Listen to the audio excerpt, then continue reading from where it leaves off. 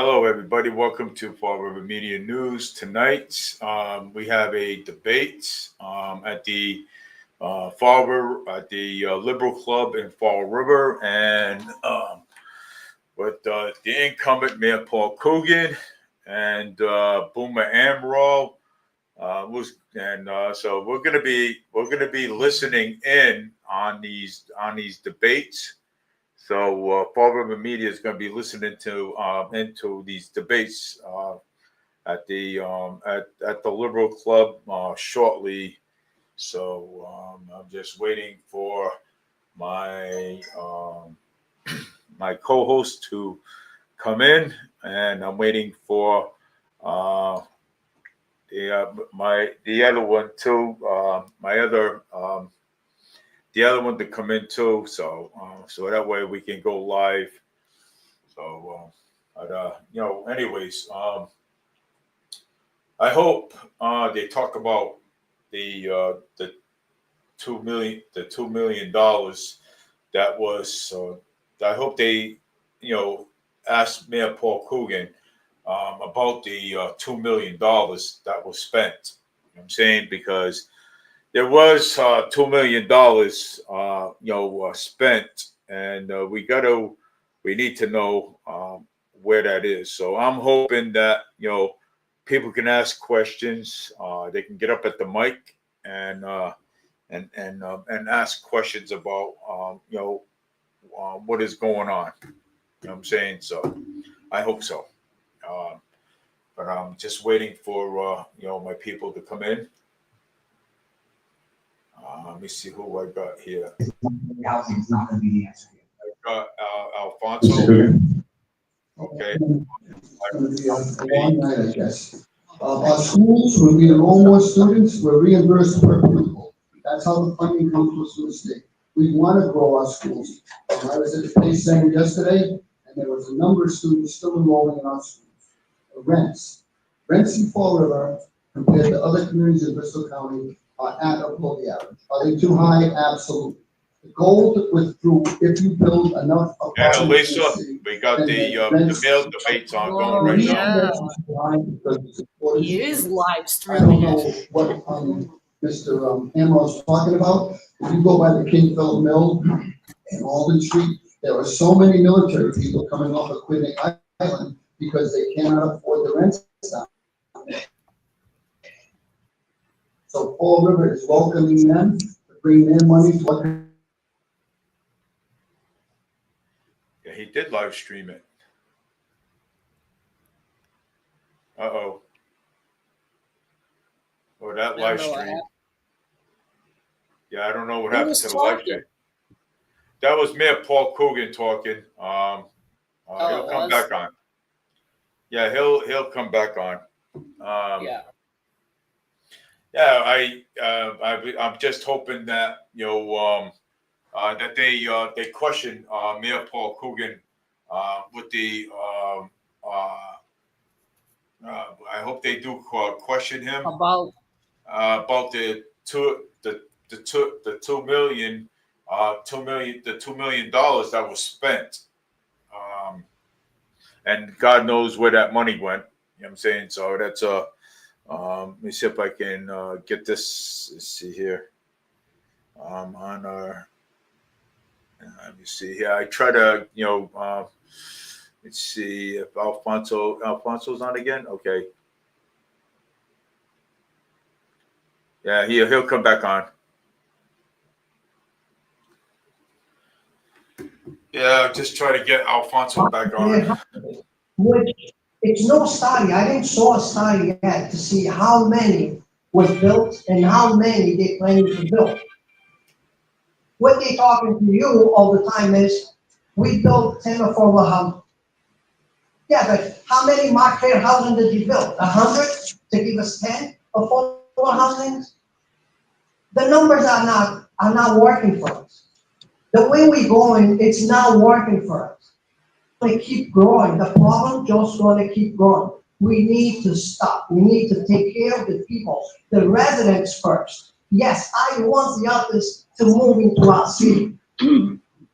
But we have to have a good city for them to move in first. And second of all, I need to take care of us first. We have people that have the houses paid for because the parents work all their lives to leave a house for the kid, for the son. And the son has to sell the house because he cannot afford to live in Fall River with a paid house, just in tax and. Okay, now with rebuttals, Ms. Hammer.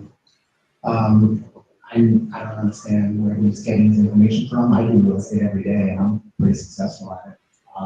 So when I look at rental units going up every day, there's tons of them that people can't afford to rent. And people ask us to rent them. So that is my job. It's literally what I do for a living. You give it away to your friends. I do it on the ground. I deal with these people who can't afford their rent. I deal with the people who are moving here who need help, need assistance, like Section 8. I teach them how to do that to help the people.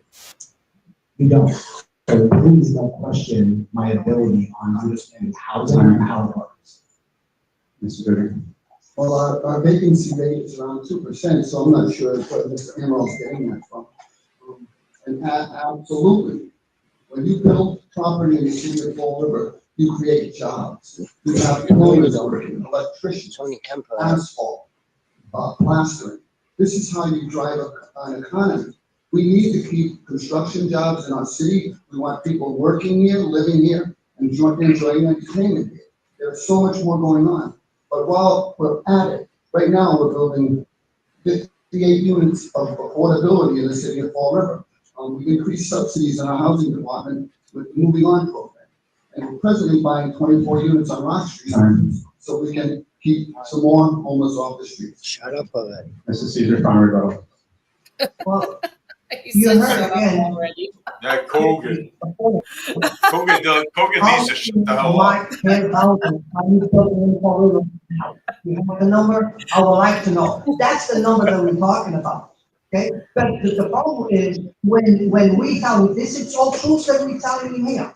Okay, but he turns around like he did 2 days ago and said that we're being negative. Go, Carlos! We're not being negative. We're telling the truth. The truth has to be Just said. to let you know, my battery's low, so if I cut out, I don't mean to, and I'm sorry, but my battery's Next low. question, we're gonna deal with the homeless Okay. situation. All right.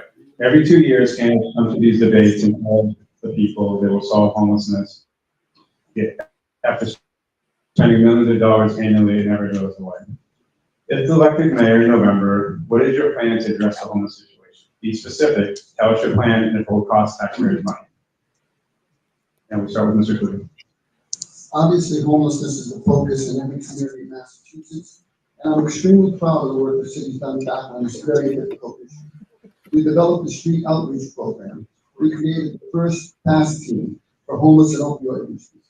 We just received another $2 million SAMHSA grant where they recognize the work we were doing. And we recently received another $500,000.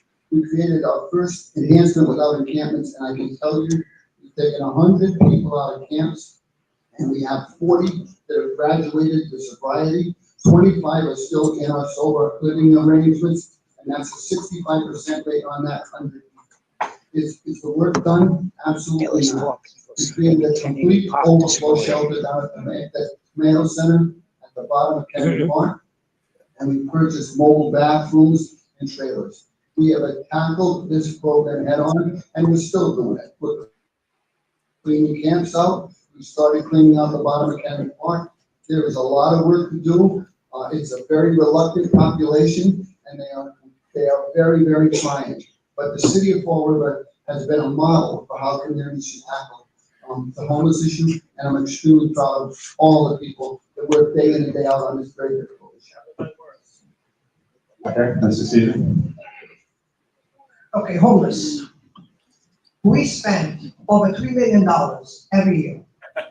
We just spend it because we have the money, we spend it. Like we said, 500 here, 1,000 here, a million here. We spend over $3 million and we don't have the problem resolved. Why? Because this money, people don't want to resolve the problem because they depend on that check every Friday. We never gonna resolve the problem until we find a solution for it. Moving people from this place, kick them out without giving them a place to go, it's not resolving a problem. It's just adding to a problem. I'm not against tiny houses. He already said publicly that he's against tiny houses. If it's the road to fix the problem, to start fixing a problem, that's the road we have to take. And I have no problem with that. We have land, we have plenty of land. The city keeps buying land, water department keeps buying land and fencing it, taking out of the tax. In a sense, they want to keep that land to be big. But we still can use that land for something. We still can get revenue out of that land. So I have to play. Ms. Tamro? I don't know what that had to do on I'm indifferent a little bit. You know, I've seen the mayor, he does have some good and bad. Right.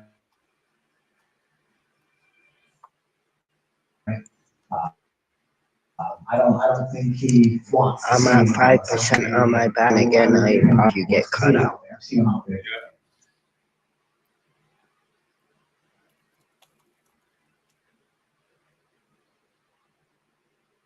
Might get cut off. And Elisa? Yeah, Yeah, we might get cut off. that's all right. We can talk about other things. Right. Right? Oh my gosh. Let me see. Yeah, we could talk about other things too. If we get cut off of this. So yeah, but that was Carlos was pretty good, pretty upfront with things. Carlos, who's that? Carlos who? Carlos Caesar. That's the one that's running for mayor. Four reporters on, so So people can watch it there if they want to. yeah, four reporters on too. So Just on the homeless and that's keeping them on the streets. We should be utilizing that money to take them off the streets and attack those problems, working with the caretakers. Is Paul Coogan there? yeah, Paul Coogan and Carlos is there. He is there. Yeah. Okay. Yeah, they're all both. Yeah. At the same time, this is a overwhelming job. He had mentioned addiction, just so people know. Opioid deaths are plummeting. In 2016, we had over 1,000 non-fatal opioid overdoses. In 25, we had 206. We're tackling this problem at the root. And it is a lot of community engagement, being in the camps, connecting with people and getting them the treatment they need, which then gets them out of homelessness and gets them back to be contributing members of society, which is the goal for everybody. Thank you. Ms. Tamro? I'm sorry, Mr. Caesar. Well, the problem that you just mentioned in there is a lot of them, they go for the help. The problem is 2 weeks after they're out, and that's it. The program is done. They go back on the street again. So where is the long project, the long plan that we're going to fix? Because just spending the money to send them 2 weeks away because we have the money, that's not a solution. Ms. Tamro? I have nothing to worry about. At the end of the day, they can say whatever they want. If he had the answers, we wouldn't be in the predicament we're in. It's gotten exponentially worse over the last 6 years. It didn't get better. Yes, we're cleaning up some things, but we're just bringing in more by enabling it. So it continues to grow based on the money being pushed towards enabling as opposed to correcting the problem. So there's nothing to resolve. Okay, next question. In 15 years of covering politics in New Bedford and Fall River, I've done polls of what voters consider the top issue on their mind, and crime is always in the top two, if not the top one. So I'd like to just simple question: what's your plan to make Fall River safer? And I believe we are with Mr. Caesar. Okay, so we need people to work. So we need our full staff. Hey, can you on the shut police that department. door, please? We need to go back and Yeah, do hold on. patrols on neighborhoods. We need to put the police out there. We don't have enough police. We get reports every month. I attend all the neighborhood meetings. We get reports. Okay, those reports is being changed. By the way, those reports are being changed because the last report that he mentioned that the bike pad got 800 calls. Those calls never got reported to the neighborhood groups. Never. I never heard about those calls. But that's another another issue. The crime is we have to invest. They're struggling. They already not attending on accidents because they don't have enough people. How we get people, it's not just because of the pay raises. It is the insecurity the people have to get city jobs. Okay, that's why we have a problem with the school too. People are afraid to leave their jobs. That's a security job to come to Fall River, and the next year they will be without a job. This is going on in the city for a long time. Okay, time. Okay, so Mr. Vandal has shown up. He is a candidate for mayor, so he's going to take his seat. Yes. Who showed up? Oh, Vandal. I asked Mr. Vandal if you could turn your phone off. I think you have some music playing. It's my favorite.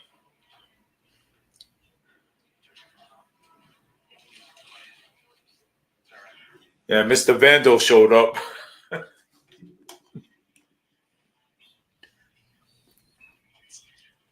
I wonder how many people are there. Or how One. many people watching on Facebook. Oh, they're all Brandon Lopes, Go Carlos, Donna Cabral, Still my favorite. I don't care. and John Pacheco says it's a clone show. All right, so Mr. Vandal is a candidate for mayor. He has every right to be here. So we're going to start. I think we ended with so Mr. Emerald. Yeah, I have to know what the question was. Okay, so we're going to go back to it. Very simple question. What's your plan to make Fall River safer? I know how everybody likes to just hop on and say, oh, we'll just add more cops. The police are doing a fantastic job. So we need to stop just thinking like the cops aren't out there because it's not enough. These guys are killing themselves day in and day out. I'm sorry, guys and girls. When I say guys, I mean all. However, our police are doing a fantastic job. CAS teams, they're all doing amazing jobs. Is that Coogan? Not so much in No, their favor, this is Boomer. but they're doing a great job. What? And they use This is They're doing Boomer. a This is that's a multifaceted yeah. problem. This as is well. Boomer To Emerald. make sure that the problems within our police department, the constant nonsense. I mean, we're going through what? How many chiefs? 4 in the last few years. I think just under this administration, we're at 4 chiefs. So the turnover rate, the inconsistency, all that plays a role with that. Then you're going to look at there's nothing for our kids outside of school. There's nothing for these kids to get into. So violence, trouble, it's going to happen. There's a multifaceted issue. You have to give the people more within the city. You eliminate the crime rate. When you got nothing to do, you're ultimately going to get in trouble. You're going to find a way. Our cops can only do so much. Yes, they can only cover so much ground. Yes, we need more police officers. Absolutely. It's not a money problem there. They have it. They have the overtime. Unfortunately, there's a lot of cops that abuse some of the system. Not enough. There's a lot more good ones than bad ones, but we have it with everywhere. So unlimited sick days, being gone for years at a time, these things play a role too. With these cops having to work overtime, they're struggling, they're stressing. It's not fair. Okay, time. Okay, Mr. Vandal, welcome. Yes, how are you? So our question is, what's your plan to make Fall River a safer place? Well, usually when you get into the job as running the police department, you do everything by trial and error. You get acquainted with all. Usually, the mayor himself gets acquainted. But there's a lot of things coming into the city with the train. There's a lot of people coming in and out. So it's more maneuverable. There's more crime around. They should be around that train station. And a lot of I don't think Vandal knows what he's talking about. around very quickly. A lot of homeless people coming in Train and out, station. and going all over the city. What a clown show this is. It's just a tough thing to monitor, but it's everything by trial and error, and usually it's the mayor that usually gets learns to experience by actually I'm handling. having my popcorn. He talks with all the chief of staff, all the different people coming in and out through that police department. What is he talking about? You've got more. He's talking about the train station. Everybody that goes in the office, they Yeah, but he's not answering the question. No, he's not. actually doing the What the job. hell is he talking about? Oh my word, man! This is funny. I think that's about it. Okay. Mr. Coogan? Carlos is the only one that makes sense. Important element. Yeah. Police department, now we have the first female chief in the history of Fall River. We've created our NEAT and our CAS teams, which is a very aggressive form of policing where they go out to where the criminals are before something goes wrong. They have a very, very extensive network of cameras, informants, people that work with them to try to make the city safer. It's a very, very trying time between the amount of weapons that are on the streets, but our police force is doing a great job. We've strengthened our relationships with the DEA, the FBI, and the Mass State Police. What are they going to do about the illegals? And there's tremendous coordination across the board to try to clamp down on some of these career criminals. If you notice, when we went into a few of the homeless camps, we were actually serving warrants to people that we were looking for drug dealing, for violence, for things that we want them out of this community. We do not need those people here, and I applaud the work of the police department, from the patrolman to the chief, to all the deputies, to the captains, lieutenants. They're on the road. They're doing their best they can. We try to give them all the equipment they need, whether it's ARPA money, new cars, or any kind of equipment they need to make their job safer. I appreciate the question. Okay, so we'll go through rebuttals. Back to Mr. Caesar. Okay, fine. 30 seconds. I work with I already work probably with 4 chiefs since I'm involved on the city. And I never said that they're not doing a good job. They're doing an excellent job. The problem, I say, is they need help. They come to the neighborhood groups, and that's what they say. We are short. We need people. We need more bodies. We need this, and we need that. So they need the tools to do the work, but they need more. Time.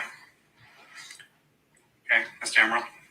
I agree. They need the help, but then they need to stop taking care of just their select few people. The nepotism needs to stop, and they need to start taking care of that. So leadership is everything. Our officers, our teams, they're doing the best they can. Our rookie cops are doing the best they can. They can only do so much, right? Our good cops are leaving. They're going to smaller towns. They're going to other places. They're leaving. The fact that it took 800 plus calls to even get that cleaned up is a problem in itself. It's a problem in itself. It's like its own little neighborhood of crime. So it should have been done much sooner. Outside of that, I got nothing. Okay, Mr. Vandal, you have a 30-second rebuttal. Same question. How are you going to reduce crime? Make the city safer. Get all the chiefs together, do whatever you can, trial and error, that you learn through experience, and just try to organize it the best way you know how. Everybody's not an expert of putting everything together here. That trial and error. Thank you. Okay, so we're going to move to the next question. Oh my God. Mr. Emerald first. This is a We're gonna clown move on to the show. budget. And I did ask in our photo group of 65,000 people to submit some questions. I'm taking one from Christopher What Corrigan. chiefs? How many He chiefs are said, there? how will you be working with the city council? to There's get only taxpayers free? one chief, And I'd like a to add to deputy that, chief. just give us some Yeah. ideas how to This reduce is a the So you clown need to show. get all the chiefs together. of the budget or increasing revenue. And that goes to Ms. Amaral first. And you want that in 90 seconds. Yes. Awesome. So I plan to work with the city council, school committee, city council. I plan to work with my teams. We are a team. We are in this together for the people. Why we go in there and have to fight each other and grandstand each other makes no sense to me. So I'm going to work with them. There's a wealth of knowledge in those 9 people, much more than I've ever had. Why would I not utilize that? So we're going to work together. We are one team, one fight, one city. We're going to work together. There's that knowledge you'll never compare to. You got 9 experts that have been looking through budgets, tearing through budgets, all different facets of their lives and their personal jobs. Why would I not utilize that? So that's first and foremost. I'm never coming downstairs to fight with them. Never. I will go to every meeting if they want me there. I have no problem with that. You're not going to get somebody else from my office saying, "Oh, I don't want to be there." You know, God forbid something happens to my family, then it's different. But I will absolutely come down and answer questions. If I don't have the answers, help me find the right answers, because that's what we're all running on, to be better for the taxpayer. We all ran to save you money. We're all running to take care of our city. If we can't work together, then that's clearly not a true statement. So I plan to work with them. It's that easy. As far as in-depth plan, I don't know how much time I got left. You got 15 seconds. Yeah, that's not going to happen. We're going to give you rebuttal 15 time, and we're going to do seconds. more on the budget. We have a few questions to the budget. We definitely need more time. I mean, you're looking at cannabis money's $1.8 million a year. Where's it going? You're looking at, we're bringing in excise taxes of over $8 million a year. They're telling us that they can only do $5 million a year worth of jobs. Where's the other $3 million going? There's money everywhere. I mean, that's just one small sample. There's money everywhere that we can do. So as far as lowering the budget, I will guarantee you, we will figure out a way, myself and that city council, to lower that budget. Okay, Mr. Vandal?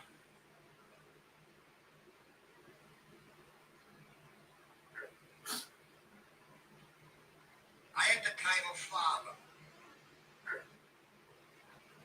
They discovered 2 medical bills.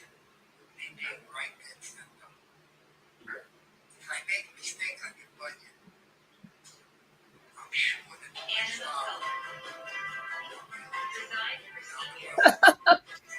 Oh, Vandal. He doesn't know what he's talking about. No, this is a clown show. I'll make up the difference. Not really. No, So I'll be showing that. I don't think so. I just don't think they're giving them enough time to answer. 15 seconds, 30 seconds. That's not a lot of time. Yeah, it's not a lot of time.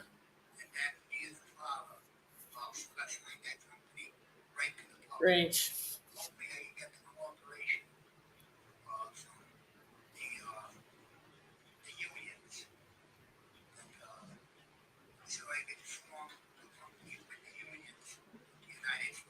I don't think the question was answered. Like, how are they going to make Fall River safer? I don't. Yeah, I think Carlos answered that What's question. the answer? That they need more policemen? Yeah, Is that what they're saying? yeah. Increases the budget for the city of Fall River is school funding, which is mandated by the state. We have a number they give us, and if we don't meet that number, the next year we have to make up the money to meet that number. I think We we're spend starting. almost over $100 million in school funding mandated. State aid. When we're looking for new revenue to put into that budget, whether it's cannabis money, Still this chair right here. since 2020, new growth has accounted for $40 million real estate taxes have accounted for a $40 million increase in our budget. Hello. 20 million of that is growth. That's money we brought in. It's coming because people are building in our city, and they're sending their money to the real estate taxes, which is what we desperately need to fund. Costs across the line in our budget are going up. Our health insurance in St. Paul is going up 8.5%. The GIC, which is the state program, is going up by 11%. Insurance, wages, we're now paying our policemen a much more competitive rate, as we are our firemen and our EMS people and our DCM. That increases the budget. These are costs necessitated by having a city that's vibrant and effective. You have to pay people. When they were talking about people going to other communities, in our exit interviews, the majority of them are big for more money.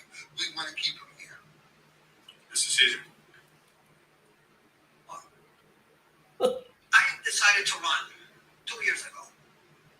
And since then, I started sitting down with people that understand about numbers, understand about budgets, understand about contracts. And the money is in the budget. It's just not being spent wisely. With all this new money coming in, but they're already coming after us. Watch next city council meeting. They're already coming after us for more money on the green water fee. So, if we have all this money coming in, all this new buildings coming in, where's the money? I agree with him. I think on that we both agree. Where is this money? That's what we want to find out with the forensic audit. When it comes down to city council, one thing that I can promise you is whatever city council decides, I'm not going to circumvent behind city councils. They make the decision. They vote for the people. They are the people's voice. If they decide something, it's done. It's a done deal. I'm not going to go back doors and do deals behind them. That's one thing I can guarantee you. I will respect city councils because they are your voice. Okay, time. So everyone has a lot more to say on this, so I'm going to let the rebuttals be 1 minute. So we're going to go back to Boomer. So, it is not in education. And if it is in education, you're dealing with paying off cyber attacks, not telling people about it. You're looking at DOJ investigations, you're paying attorney fees. That's where the education money is going. Covering sexual assaults, you're dealing with that stuff. It's not going to education. Education has plenty of funding, plenty of money. Tansy is the top performing school in our city. It's the lowest funded. You think it's a money issue? I don't. It's not a money issue. It's not a funding issue. Okay? It's not a funding issue. It's a leadership issue.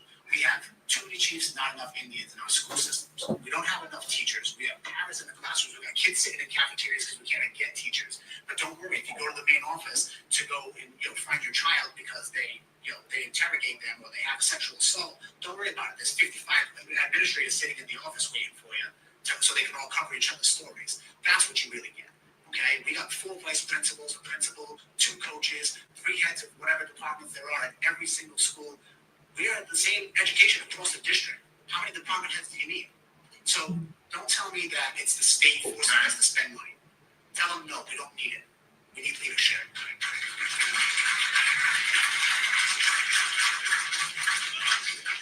Okay, Mr. Mandla, you have 1 minute. Again, I own the company. It's going to be given to the public. That the street with the people has to be refiled. Hopefully I get the unions to join up to help me form it. I'm sure it's with more than all your budget. Like I was saying, whatever mistakes I make, I'll make up the difference. I don't know what to say. But, learn by experience, trial and error. And like I was saying, if I lose some, then I start making up the difference and put in my own money. Okay, time. Mr. Coogan, 1 minute. Yeah, I just gotta be clear on this. The budget has increased since 2020 to 26 during my 6 years, $155 million. Of that 155, 101 of it is state mandated school budget spending. State assessments, another mandated cost, is $13 million. Pensions for our retirees is $13 million. Insurance is $7 million. Public safety takes $6.8 million. Solid waste expenses of $5.4. The increase for all the other departments in the city since then is $7.8 million. We are not going to refuse money from the state for our schools. This is how our kids get a better education and more supports in the classroom. We have almost transitioned from education not only to food, counseling, after-school activities. We support our kids all day long with breakfast, lunch, and sometimes a snack in the afternoon. This is what's going on in education right now. And our enrollment is fantastic.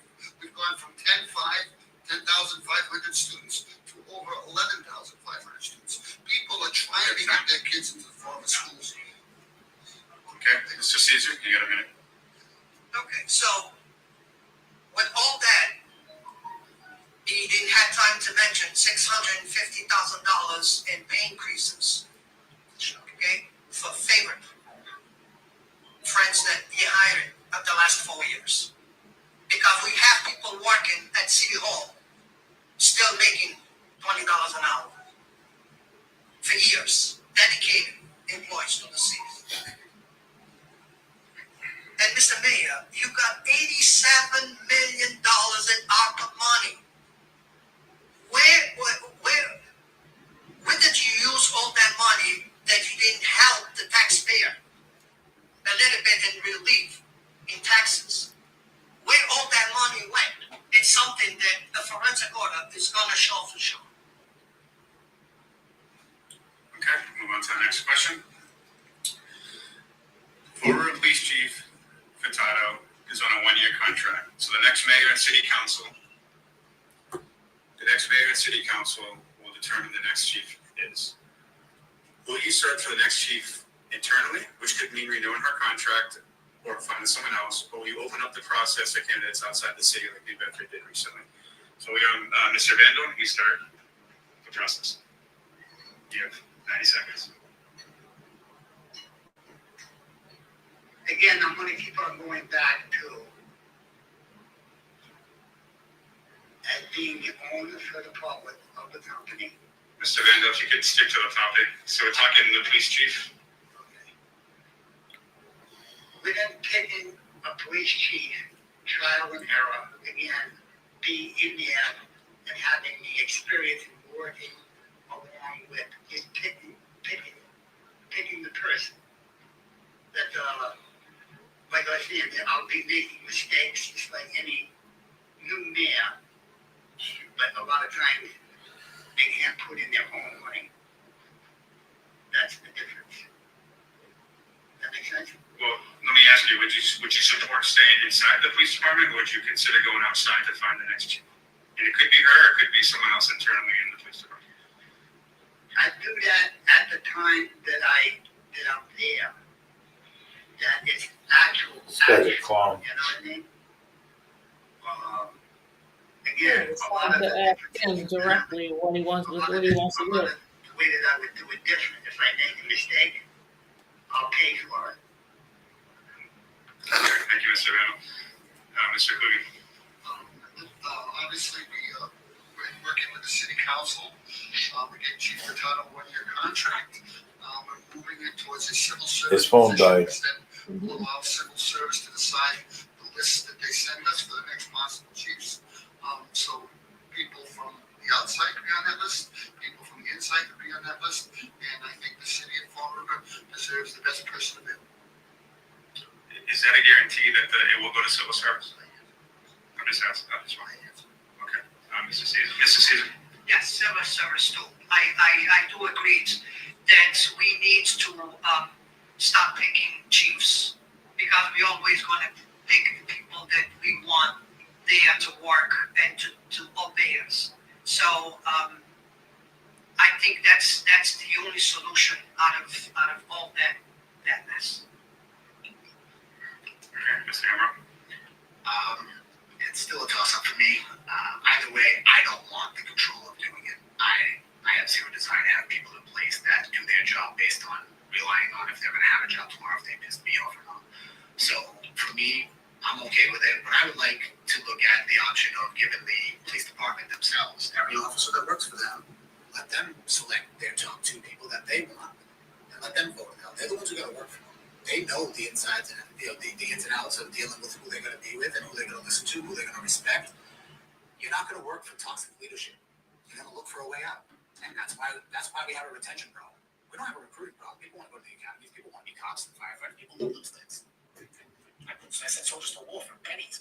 Like, people love this stuff. It's weird, but reality is they gotta want to work for their leadership. They gotta want to work for their commanders, and I want to let them decide. But if that doesn't work, I'll talk to the city council. We'll sit down with the unions. We'll sit down with the police department, and we'll come up with the best course of action. But I do not want to pick one of my friends just because I can. It's not the way I'm going to do business. Okay, we'll move to rebuttals. Mr. Vandal, same question. I'll have to ask you to stick to the topic, so I'll have to move on to the other candidates. So, Chief of Police. I'll make mistakes. Here we go. Mr. Vander, we can't do repeat the If same. I do again, I'll take the mistakes and I'll go back and forth. I would just do. Well, I can say he's out. Right.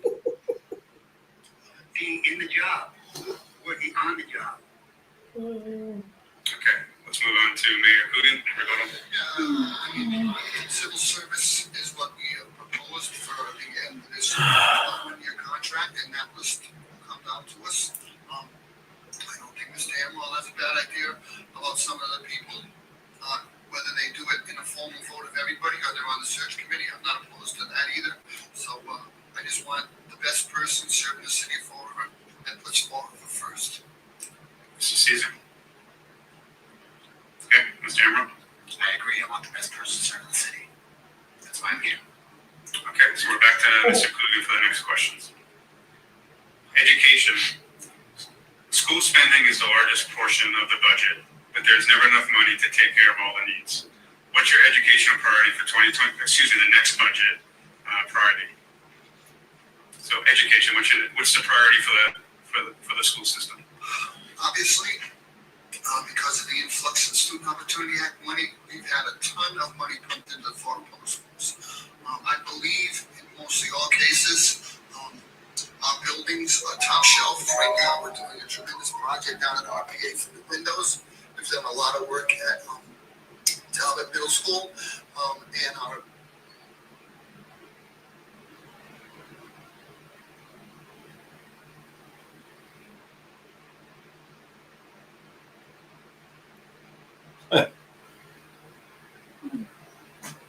Is it done? No. An absolute tremendous feel for the city of Fall River to get another alternative school pre-K center out there. And a lot of good things are going on. I've spoken with the superintendent a number of times. I'd like to see us focus on reading. I think reading is the key to having a well-rounded, well-educated population. We also have the social emotional aspects. These kids need supports that they're not getting at home.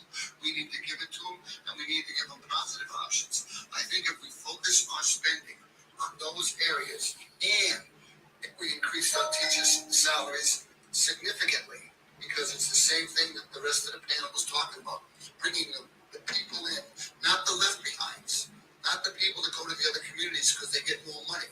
They come to Fall River because they want to teach in an urban setting. They want to help our kids, and they want to be paid similar salaries to our neighboring schools. We're not there yet. We're still behind Taunton. We're still behind New Bedford, but we have significantly long negotiations with our teachers union to try to get their salary up to a point where we can get competitive for some of the better teachers. That's my focus. Improve teaching, reading, and make sure our kids get the social, economic supports, social, emotional supports they need. Thank you. Okay, Mr. Caesar. Well, all those departments, they are very important. Again, we probably are spending the money the wrong way. Remember Durfee? We had to build the best of the best Durfee High School. I don't know how much more we still have to pay, because he promised us 8 years after that was going to be into the budget, that we didn't have to pay more. So I was on that committee. I don't know if Mr. remembers when he was going around on the neighborhoods proposing a new Durfee. I was there, not against building the school, but I was against the way we were going to pay for it, especially after during a city council meeting that I heard the city council say that we could pay that school out of our budget. That's when it was a wake-up call for me, and that's why I was against it. I was sitting next to him, doing those presentations. So we need to put kids and teachers. The teachers were 3 years without contracts. Okay, so I don't know why it took that long. If we need teachers to teach our kids, I don't know why it takes so long. Yes. Okay, Mr. Amaro. We don't just have the audit that says we're doing terrible in school. We don't just have the reports from the state that say we're doing terrible. That says this. We are literally under a DOJ investigation at RPA. Okay. Concluded a multi-year investigation which yielded results indicating that Florida public schools have referred an inexcusable ratio of SPED students to RPA. Okay? These kids are just being tossed aside and thrown in the building, and we're going to put new windows in it, and that should make it all better and all go away. Our children need to be educated, and they're going to go back to school. We're not just going to throw them away so we can get paid from the state and whatever else, however the money comes in. We're not going to do that. They need to be around positive influence. We put those kids there. You know, I was literally told by an administrator that, oh, you're going to put them back in Gen Pop. Like they're in prison.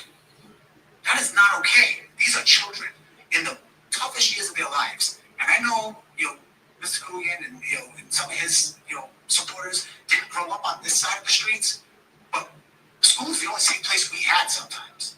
It's the only place we got food sometimes. So when you start sticking us in with all the people that you consider the bad kids because they're going to take away from your numbers in your pretty school, guess what? Your pretty school's already failing. And it's not because of those 180 kids. It's because of the leadership. So I'm going to put it there. Then I'm going to look at the unfunded mandates. Why? Why hasn't this been sent out yet?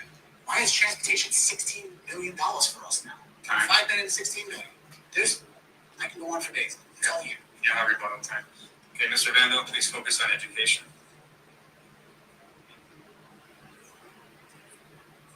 I had to pass the biometrics test, which was on the college level. I did very well. I don't want to go all the aspects about it, but I did well. Reading is number one. I like the arts. I like the liberal arts. Still dance, music. A lot of those areas. Kind On of. the college level. So I would take that experience that I have, and again, in the long run, I would take the actual experience by dealing with the circumstances as I deal with it, using my knowledge when I was in college. But I did pass big time on the college level reading. Okay, time. I don't think Mr. Vandal's reading the room. Not a genius. Okay, time. Okay, time. Now we're on Mr. Caesar. We'll be for the next question.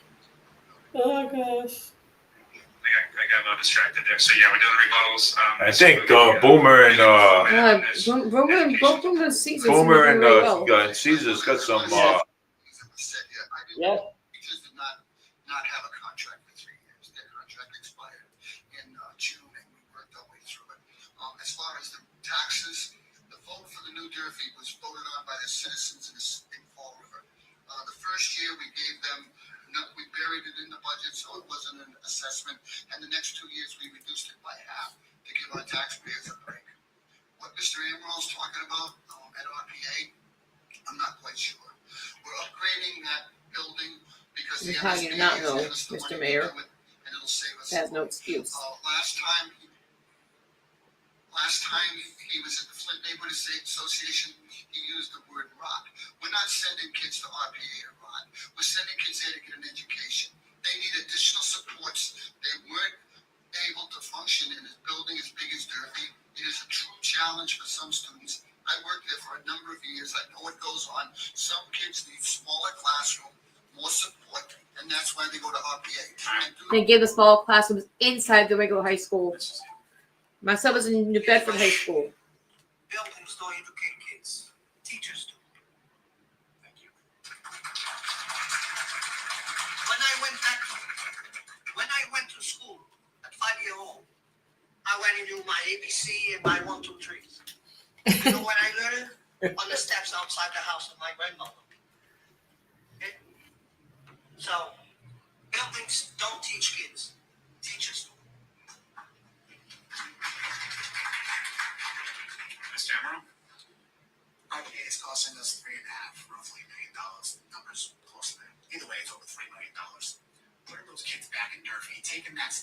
genuinely knows how to work with those kids and helping them in the building that they belong in, putting those kids around positive influences, other kids that are getting rewarded for doing good. They want to compete. These kids know what a last chance feels like. I was that kid. I was kicked out of school. I was given a chance. Mr. Aton, okay? We can go over that story another time because I don't have it today, but I was given that chance and I knew what it meant. There was no RPA, there was no fallback, there was no nothing. We have day school, we have night school, we have summer school, we have options. RPA, like a prison, is not it. These kids need hope. They need a chance. They need to be around their friends. They need to be around people. If kids are doing criminal stuff, then hey, they're going to have to deal with the consequences. And you want to do adult things, you're going to get treated like adults. Love's off just like it's the same thing with homeless, just like anything else.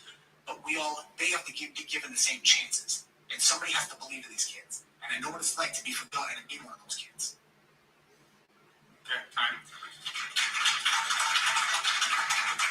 And Mr. Vanna, can I ask you can you give me one idea that you would have to improve the school system in Fall River? Just give me one, please. You have 1 minute.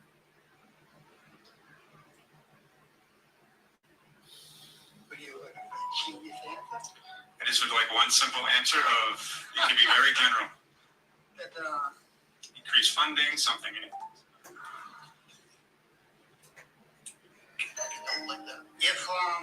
If they had extra money, maybe they could do things a little bit better.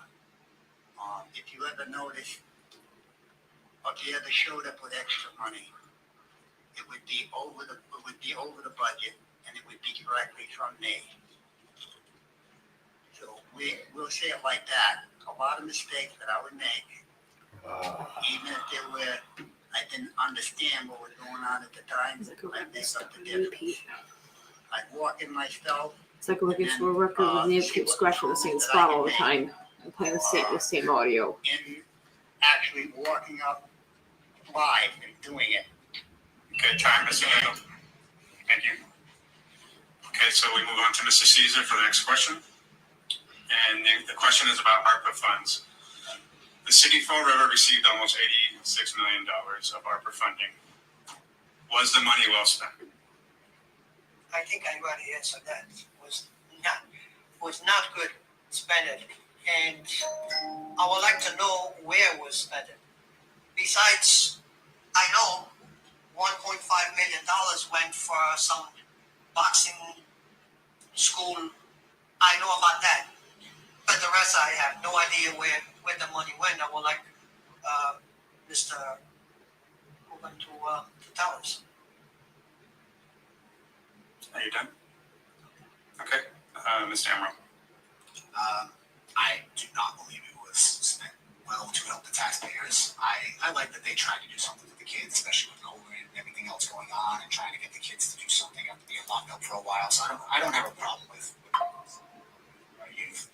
I'm very big in youth programs. I've been coaching and volunteering and vice president of leagues. I've been doing that for 2 decades. So I'm all for doing things for the kids, but those are short-term answers. We needed to build things for the kids, and we're not doing that. When I look at, we received $69.599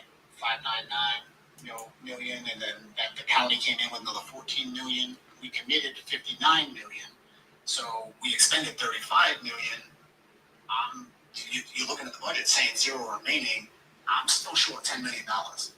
I know I only have a degree education. I apologize. I don't do math mountains, but $10 million is a lot of money, and I'm pretty sure that would fund just about everything that we need, or help lower our budget and get it closer to that $500 million mark instead of going over it. So I'm sure he has the answers. I know he's got the pretty book of all the answers. He's got a whole team with his whole playbook, and that's great. But he should have had these answers over the last 6 years. So I know we gave, Mr. Viola money to create jobs, or loan out money to create jobs, and fantastic. I haven't seen any yet.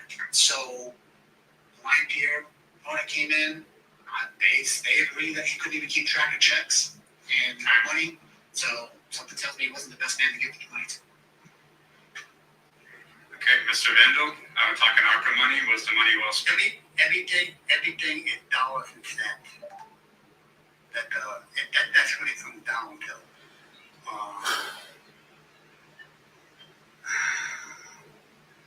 When I built up this company, like I was saying, trial and error, I look at all the aspects of where the money is going. And at my discretion, then again, I'm gonna say again, I'll put in my own money from the company that I get paid. Mr. Vando, the topic is ARPA spending, and you can stick to that, please. Excuse me? The federal government sent the city of Fall River $86 million. It was spent, or most of it was spent. Was it spent wisely? I don't know the answer to that one. But like I was saying, some of the differences that I could make. This guy's ridiculous. On the job. In person. Then I would Just say no, dummy. Okay. Now we're on Mr. Cook. Okay, so obviously, you know, I really appreciate Mr. Amaral telling me this was a pretty book, because it is a pretty book, but it contains all the spending for ARPA. It's been audited.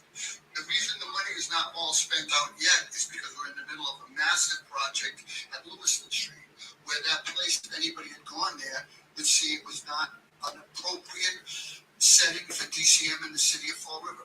We had junk cars, we had open pits, we had ceilings coming down. So we committed a ton of people and a ton of money to fix up Lewiston Street. The budget for ARPA that was audited, the money, I said before, we had a panel. They looked at the expenses. A ton of money went to water and sewer to keep the rates low. The Veterans Office got money. The fire department got money. The police department got money. Technology got money. Elections. We have it all documented in the book. And this book is a model for other communities in the state. I will give a donation of $500, and I know he'll do the same to me. If Mr. Caesar can show me where we spent $1.5 million for boxing, shows me that, I'll donate up $500. Did the city council? My position is, hold on. He said we gave $1.5 million to boxing. These are the kind of comments that make the program look like it wasn't running efficiently. I wouldn't give $1.5 million to boxing. I wouldn't approve it. If I was on the panel, I would vote no. If he was on the panel, maybe because he thinks that's what we did, he may have voted yes. I would vote no. My position is some of those programs that Mr. Amaral was talking to, whether the money went to a boxing school or the Boys Club, was to help kids coming out of COVID. And that's what we did. But no boxing school, I know, $1.5 million. Okay, now we're going to the rebuttals. Mr. Caesar, we're going to give 1 minute on rebuttals. Okay, so I know $1.5 million was decided at the city council. Okay, was To a boxing school. yes, to help a boxing school. So another thing What you said. that's what I said. And another thing too is you mentioned in there a lot of money from there went to the water department. Correct. Okay, so why are you coming back for more money for rainwater fee? Why would we have to do this? $25 more water fee. That project it's supposed to be done by December 31st this year. December 31st. Okay, we still don't know. No, I'm talking about opera because you mentioned opera on that opera. So that's why I'm saying if you put so Is much. that Paul Coogan that said show $500? Yep. Ah, Collins is going after him. yeah, this is good. I'll take no prisoners. Collins is taking no prisoners. This is good. That means Coogan is afraid of Caesar. Very good. Now we got a show. A big one. Yep.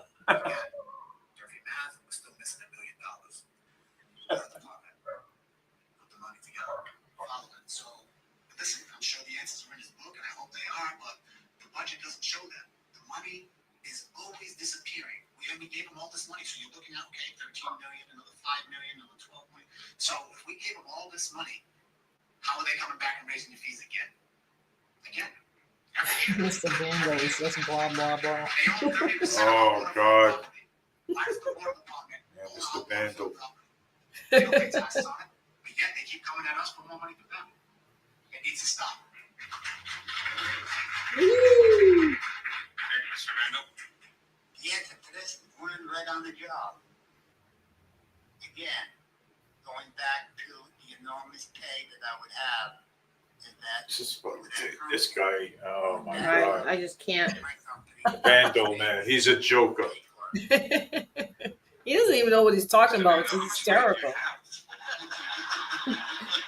Fair question. I'm sure the city will take a blank check. Okay, let's move on. I'm sure the city will take a blank check. I didn't miss that one. What happens, why you see balances. Michael Sylvia, foreign reporter. Has not been spent down below. The money had to be committed by December of 25. We met the deadline. It has to be spent by, I'm not sure if it's the end of 26 or the middle of 27, but there's another deadline where the money must be expended. So if there's an expense there that didn't match up with the allotment yet, it's because we haven't got that money out the door yet. It is not Fall River. In our water department, we have old pipes everywhere. The other grant we got was for $10 million to do lead pipe removal. That's not coming out of the taxpayers' money. We're paying people to have the lead pipes removed from their houses because it's a health hazard. Full of shit, Coogan.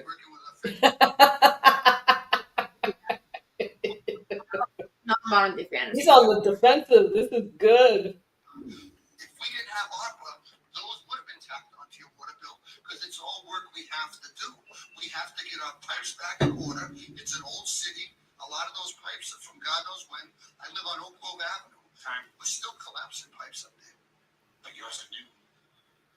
Okay, so we're gonna have our final question, and then we're gonna move on to the closing statements. So the final question is the Route 79 waterfront. The next mayor will play a major role in what Route 79 the waterfront looks like. Detail what you'd like to see it looking like 10 years from now. And we are on with Mr. Emerald. Alive. Something for us to do, someplace we want to be, innovative jobs, medical field, the things that we can do. I don't care if we have to, I'd rather give a TIF to a business bringing in 100 jobs than put apartment houses on buyout water that do nothing for our city. They will not pay us a dime in tax dollars. We will be covering the cost. We will be covering the schools. We will be covering the influx of cars and parking and whatever else that comes with it. We will be covering that cost when they leave. He already said it. It's his last term. He wants to finish that project. Well, why would you want to finish a project and not live through it? Because you know you'd have to sit here and pay for it. And that's the problem. We're not selling it out. I don't care if the state gets it. The RDA is not getting it. We need what the people want.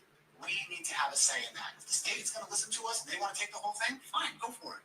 But you need to listen to us. And if they're not, and they're going to give us 19 acres or 22 acres, I think it was 19, whatever it is, I'm all for it. I'll work with our investors. I will absolutely work with any investor. But I'm not here to put another 100, 200, 400 units of non-taxable income so somebody else can get wealthy and live in billion-dollar homes on the water. This is our only chance to get this right. We'll never be able to fix it and afford it again. We got one shot. And I'm the only one with an imagination big enough to do it, and the only one that's willing to stand up to them so we can get it done our way and not just sell it off to our friends. Oh, Coogan, the big ego. That was Emerald, but Coogan the Big Eagle there with his $1 million friends. I'll say the same thing again. I'm the only one. Oh, please. The same thing again. There may be some mistakes made. Turn around, correct it. Does it have any other words vocabulary? Thank you. Okay, thank you, Mr. Vandal. Okay, Mayor Coogan. Obviously, we've had plenty of artist renditions about what the waterfront's going to look like in 10 years. These are all proposals. We haven't settled on it yet, but we're hoping that it's a vibrant community with retail, restaurants, some open-air spots for music, housing, walk to the train station. You have to go to Boston, but come and live in Fall River on our waterfront. We want you here. There's a number of investors looking at it. Like Mr. Amaral said, we have not settled on who's going to Crime, Coogan, crime. Vandalism. Crime, baby, crime in the city. Two other Yep. Republicans I'm running against. And this is a Big Democratic issue. state. Before you get So all we those want our things, team you to gotta work with us to take do care of the what's best. crime. And I'm Republican, so The shootings, the stabbings, and everything else that go on Fall River. The waterfront, a Seattle- waterfront Seattle isn't going to do anything for that. Republicans don't matter. We have to do what's best for the entire community. And I think you see the steps now of what's going on down there, whether it's the infrastructure, the pipes, the electricity we're bringing in. You will see massive growth down there, which, guess what, is jobs and jobs and jobs. When people are working down there now, I drive by all the time. There's 50, 100 construction workers on that site, driving trucks, moving earth, laying concrete. This is what jobs are about, and these people are making a good living to come and support things in our city. That's how it's going to work. We're going to have a number of great jobs for a number of years, and I'm finishing this term, but I can assure Mr. Amaral that that project will not be done in 2 years, and I'm not staying after that. Thank you. Okay, so, Mr. Caesar. Well, okay, so I was born in the waterfront. If I go to my backyard, was a waterfront. Just 5 years ago, I took pictures from the cruise ships right from my parents' backyard. So nobody knows and understands what a waterfront is supposed to be and look like. But here is the last opportunity that this city has to create entertainment for the residents, okay? To create revenue, tourism. It's on that waterfront. So don't sell on the idea that this investor is going to give you $10 million in tax the end of the year. Because if they're going to give you 10 million, they're going to pocket 100 million. Okay? So I have an architect. I'm working with an architect for months. He's putting in my vision for the waterfront and creating a master plan. The problem is, I don't know how many contracts are done because we cannot get no information from this administration. How far we are, how many contracts, who they're looking for, okay? Because we have a good possibility to look outside the city for investors. Investors that can invest in any part of the world to come to Fall River. Because we have a unique waterfront. Time. And this is the last opportunity we have to give back to the citizens some entertainment and some tourist money. So I'm pretty sure, I'm glad he thought it was funny that basically saying this is a democratic state, meaning what he was trying to say is they're not going to work with us because we're Republicans. I get that they endorsed you, and I'm very proud of you. They did endorse me. They did endorse you. I can read it. It's on your page. It's on your page. It's on your page. I can read it. Yeah. So listen, your state reps can endorse you. Your mayor can. Everybody can endorse you. Your governor, your lieutenant governor, the president can endorse you. At the end of the day, they don't live here. And yes, I said it. They don't live here. Not a single Republican has ever raised your taxes. Not a single Republican has ever run this city into the ground like this. So he can call us whatever you want. Being a Republican doesn't make us bad people. Because I'm positive. I grew up a Democrat until I joined the military. And then I learned what was really going on and figured it out for myself and what was benefiting from my family. Just because you're a Democrat or Republican doesn't make you a bad person. I'm positive we agree on probably 80, 90% of the issues. And what we don't agree on is how you steal our money, tax us, build your big governments, and keep it within your people, and then we have to keep paying for it. And every time you wanted a raise when you were in the school department, you came to the taxpayer. For 30 years, you went to City Hall, you want more money, you come to the taxpayer. You've not created a single real job your whole life.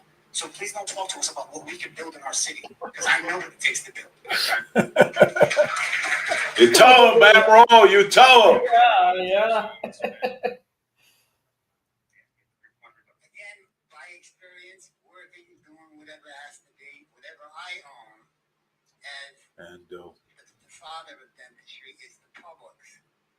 So I'll do everything within the interest of the public. I think that's self-explanatory. It's more than your budget. It's more than all your money. Okay, thank you, Mr. Vanna. Okay, we're on rebuttal time, Mr. Coogan. Mr. Amaral has his ears confused. I was not endorsed this year by the governor or lieutenant governor. It was the last campaign. No. Okay, quiet down. I'm not lying. No, it was from the last campaign. Let's talk about the waterfront, okay? Please. Oh Let's talk about God, he is stuck on the If we do it waterfront. right down there, we're gonna have a draw as a destination to bring people to our city, to go to the Cove, to go to visit our Vietnam Memorial Wall, to walk along our boardwalk, to come and enjoy the music at the Narrows. If we can get people into the city that wanna commute to Boston by train, where they can walk across the street, our goal with that whole strip will be a livable, vibrant neighborhood. It creates a number of jobs, a number of tax revenue, and helps to turn our city around. We're literally going to drop a neighborhood right into that whole area. Very similar to what's going on over here on Kilburn and Dwelly Street. Single-family houses, Okay, time. renovated mill. Thank you. Okay, Mr. Caesar, this is the last rebuttal, and we're going to move on to the closing statements. Okay, so at the end of the day, what they built in there was a highway. Period. Has lights, but it's a highway. So the idea of the administration to create this buildings in there is just imagine yourself driving behind a car that has to stop before it turns into the project. So when Mr. Mayor talks about we want a community that's going to just walk into the waterfront, well, you already lost the train on that one. So that's not going to happen. Okay, so we did random drawings, and Mr. Coogan started He's that. dreaming. Open the statements, so we're going to go Yes, reverse he is. order. We're going to start with Mr. Mandel, closing statements down to Mr. Coogan. You have 2 minutes. We did the rebuttals. Those were 100 rebuttals. Yep. I don't know. Now we're going to do the closing statements. We're almost close to the end here. You can rebut in your closing statement if you like. Okay, so Mr. Mandel, you have 2 minutes closing statement. If you I'm talk. trying to go along with Cooney. What? If I was in a position, I'd make it happen. Then again, I'd put my hand in it. That's not Coogan. You got one voter. I don't think we need ARPA anymore. We have Mr. Mandel. I don't think we need ARPA. We have Mr. Vandal. Okay, so My blank check. Mr. Amaral. Closing statement. You're all going to hear the same nonsense, the same repetitive craziness that has been said for the last decade. It's not just Mayor Coogan. This is before him. You're talking about 2 recalled mayors, one in prison, and another one that doesn't even run the city. Like, he's at every event. That's great because somebody else is running the city, and that's fantastic. We need leadership. We need to start focusing on the people. Like you, I raise my kids here. I'm living here. I work here every day. I deal with the city inside and out. I don't just go to my neighborhood that just got all new streets and new sidewalks again. I live where you live. I live the way you live. We need better. If he had the answers, he would have done it over the last 6 years. We need to stop thinking we're going to do the same thing Very again good. and get different results. Insanity is a real thing. And that's exactly what I've been saying that. I'm not going to sit here and argue and do what he does at the school committee with the snarky remarks. We can do this all day, every day. It's not going to get us anywhere. Not one of these times that we do this is going to benefit the people and actually help the issues. New Bedford's trash and waste is 8.7 million. We're at 16. But look who donated to his accounts, and now we're paying out of our pockets. He gets the donors, he gets our tax dollars, he pays them, they pay him. Who loses? We do every single time. Who's getting the jobs? He's talking about all these jobs, all these builders, all these people digging up the roads. Who is it? Look at follow the money. Look at the donors. Look who's got the jobs. Look at the donors. Look who's got the jobs. Rinse and repeat. It's not that hard. Listen, I don't. As a person, he shows up. He's there. He's at every event. He's there for the kids. He's there for the homeless. I have no problem with him as a person. As a mayor, he is atrocious. We need real leadership, and we need to get our city back. And you're not going to have another chance at this the second we lose that waterfront and we lose all the ability that what we have going on right now. So, vote for me. Ooh, Coogan's sweating. So, this is. Oh, he is. I've been Yes. involved for 30 years. I raised my kids here, but always give back to my city. I was involved in different projects in the city that, like the Senior Center. I negotiate the Senior Center. Senior Center is paying $1 a year because I was on that negotiation. By the way, for the past 5 years, the rent's not being paid. I put a question on the ballot when it came to trash to finally resolve the problem. 10,000 votes, over 10,000 people of this city voted for us to do a transfer station. Back then was going to cost us $13 million. By now, the transfer station will be paid for. We will be getting a lot of revenue because we will be now selling the trash instead of paying for the trash, and we will be collecting trash around the city and making big revenue for the city. And again, they ignored the help that I was trying to give the city.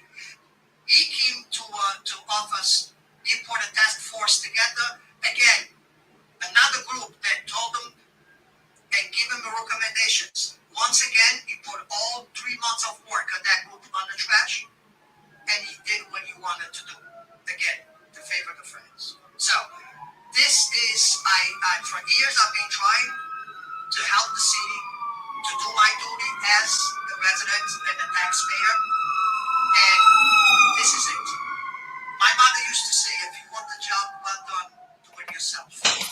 And this is my last chance to get it done and to fix all our problems. So on the 16th, September 16th, I really appreciate your vote so we can move forward positive and all together to get our city back. Thank you. Mr. Dugan. Good evening. I want to thank the Fall River Reporter for hosting this debate tonight. And a few weeks ago, all of us did an interview with FRG TV about running for mayor. But one thing about Mr. Amaril's interview stood out. If you listen to it, he said the city is failing. Nobody can tell me a single positive thing that's going on in the city, end quote. Well, let me tell you, there are many positive things going on in Fall River. Some of them are the number of concerts, feasts, and festivals. Our buildings are new for Durfee and Diamond. We're expanding our pre-K program. The redevelopment of the King Philip Mill and construction and renovation all over the city. Our building permits are going through the roof. The establishment of the overflow homeless shelter at the Tomeo Center. The building permits are going through the roof for his friends. Tennis, playgrounds, Yeah. splash pads, walking paths, and of course our new MBTA commuter train. Just like Mara Healy. State University is opening a new Yeah. program right in our city. The ongoing revitalization and development of Route 79, which we talked about tonight a lot, and the expansion of local and international companies into our industrial park. 25 road construction projects and 200 sidewalk repairs, and the growth of our stabilization fund. Oh God, no. So when my No. opponents say nothing positive is going on in the city or that Fall River is failing, I see it as extremely Fall River is failing. disconnected from reality. Crime rate's low. It's insulting With the to crime me, rate, my yeah. administration, and all of our And you don't see it. employees. And he doesn't see it. Tremendous efforts Of course every day not. for the my 6 years. He's an idiot. Our city. It's also insulting to each and every one of you who show up every day to make this community a better place to live. I want to thank you and the residents. That was not an insult. Stop. Given the opportunity to continue serving as mayor, I promise to continue to work with anyone. He promises nothing. Yeah, that's right. All talk, no action. September 16th, and thank you everybody for coming out tonight. Good. Nobody clapped for him. Good. Okay, so that is the end of the debate. I'd like to thank all of the candidates for coming out. It takes a lot to run for office in Fall River. Oh, that's it. Well, the Yeah. ending was good. Oh boy. The ending was good with Fall River Reporter when. But did you see that when did you see that nobody clapped for Coogan? Very He low should. level applause. He doesn't deserve a damn thing, that guy. No, he doesn't because If I mean, Mara Healy is endorsing him, he's a loser. yes, and Maura Healy is endorsing him, and a lot of the actually the state reps And that are was recent. endorsing That him. was not the last campaign. He's lying. Yeah, it's not his last campaign. Mayor Paul Coogan is lying about that. Okay, we all know that wasn't his last campaign. So I mean, and Who cares because He what wasn't he governor says then. anyway? He's an idiot. Yeah, He's- and He sounds just like a politician. He sounds just like all the other Democrat Oh, let me do some incumbents. researching. yeah, They always The say internet the has same everything. thing. Nothing. They say nothing. that is true. Yeah, and he did get endorsed by Moore Healy. He did get endorsed by Cal Fiola and State Representative Well, Valenzuela you know what? and Member Well, Roger. yeah, because he let in the illegals in Fall River. He Yeah. does whatever Mara Healy wants. That's why she endorses him. That is true too. Yeah. If I have yet to come across anybody who's an elected official who has said no to Mara Healy. Who has said no to Mara Healy? Who? No, nobody ever said no to Maura Healy at all. Nobody. Well, But I thought that Carlos had some pretty good answers there. You know what I'm saying? So yeah, Boomer had some. I think Carlos Oh, and this is Boomer dated 6 days ago. Facebook. The top contenders against Coogan. Yes, they are. I think they are the top contenders against Coogan. Yeah. Because Coogan and Yeah, I found it. I found it here. Wait, hold on.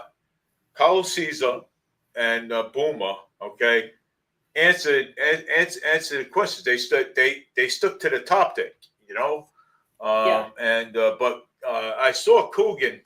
Coogan was sweating a little bit. You know what I'm saying? In between there, he was sweating a little bit. And that's good. This That's was what you dated want. just 6 days ago on Facebook. Paul Coogan for mayor. Look, it says endorsements. Governor Maura Healy and Lieutenant Governor Kim Driscoll. You see that?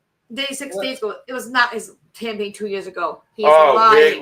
He is lying. Coogan just lied. Okay, about the endorsement. Okay, he just lied right here. Look at this. It's right here. What do you mean? How did he lie? You mean that she And didn't Healy was not endorse him? governor back in 2023 either. No, the endorsement wasn't in 2023. The endorsement wasn't. Maura Healy and the lieutenant governor endorsed. Oh, look, else endorsing him. And endorsed him. And also endorsed by in this election. Also endorsed by Senator Ed Markey and Congressman Jake Auchincloss. That alone tells you he's a train wreck. So let me see that. I'll go back to it. Hang on. Yeah. I mean, he's been endorsed by Maura Healy and the lieutenant governor. He has. So yeah, he lied because about he's that. a yes man. Because he's a yes man. Because he's a yes man for Maura Healy and the lieutenant governor. And he's also Democratic city. I'm sorry. And so I'm not Democratic count. And he's also been endorsed by somebody else. Yeah, and that's to me that's not a good sign. No, it's not a good To me, sign. it's not a good sign. I think he and Markey endorsed him too. Oh my God. Yeah, and Markey endorsed him too because Linda just pulled it up. Mayor Paul Coogan's a liar. 6 days ago. 4 days ago. Come on. 6 days ago. No, sorry, 4 days ago. 4 days ago. You know what? Let me look at this. He's gotta go. I'll go back on it. I'll go back on the Google page. Yeah. He they endorsed him. You know what I'm saying? So why did Mayor Paul Coogan lie right there?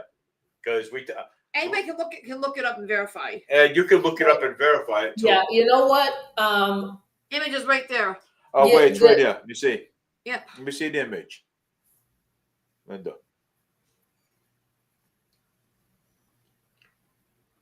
Yeah, they got the image right here.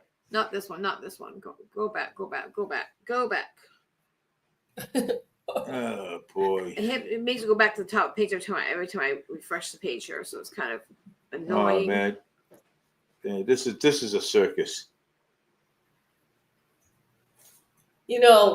he thinks, it sounds like to me that Coogan thinks by saying, oh, these people say there's nothing good about Fall River, but he Look thinks at that that here. by saying stuff like that, that he's going to get people on Page his 6 days ago. side. Yeah, 6 days ago. This is group and it's on Group and Fall River page. It's a group of Fall River page. Post August 28th.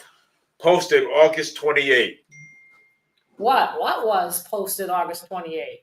Well, let me see. The endorsements.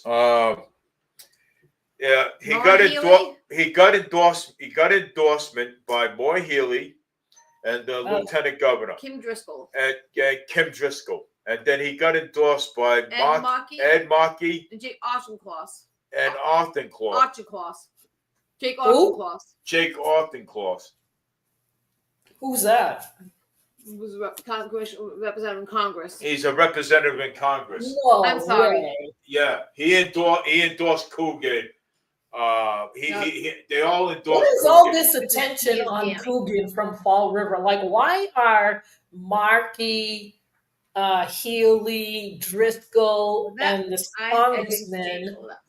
Why do they want to endorse this guy? What is the big deal? Because I got my son come home. I want to be talking. Yeah, so it's I don't know what it is. I think because my opinion, I think Coogan made a deal with them that probably take care of the illegal aliens to come into the city. So but that's all across the state. But what is it about Paul Coogan that you've got Mara Healy, Kim Driscoll, Ed Markey, and a congressman wanting to endorse him? I don't get it. Yeah, I don't get it neither. But it was November. And look at this. But it was November 28th that he's November of this year, November 28th of this year that he's been endorsed because August 28th. August. I'm sorry. August 28th of this year. Okay. Yeah, I know. I heard that. So he's getting endorsed by people that I'm not impressed with. That's me. He's an insider. You need to focus on Boomer or Caesar. It's got to be one of those two.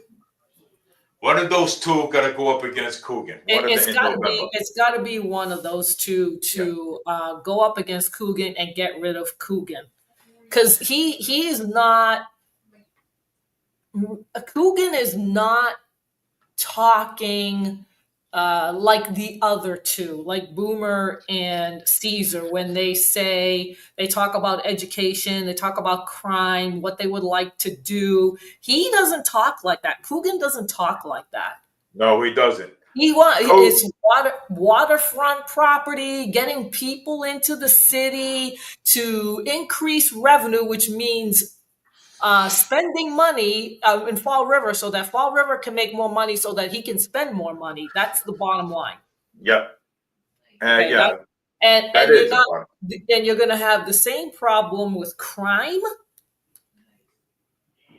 And if this waterfront is built and these things are not taken care of, you're going to have crime.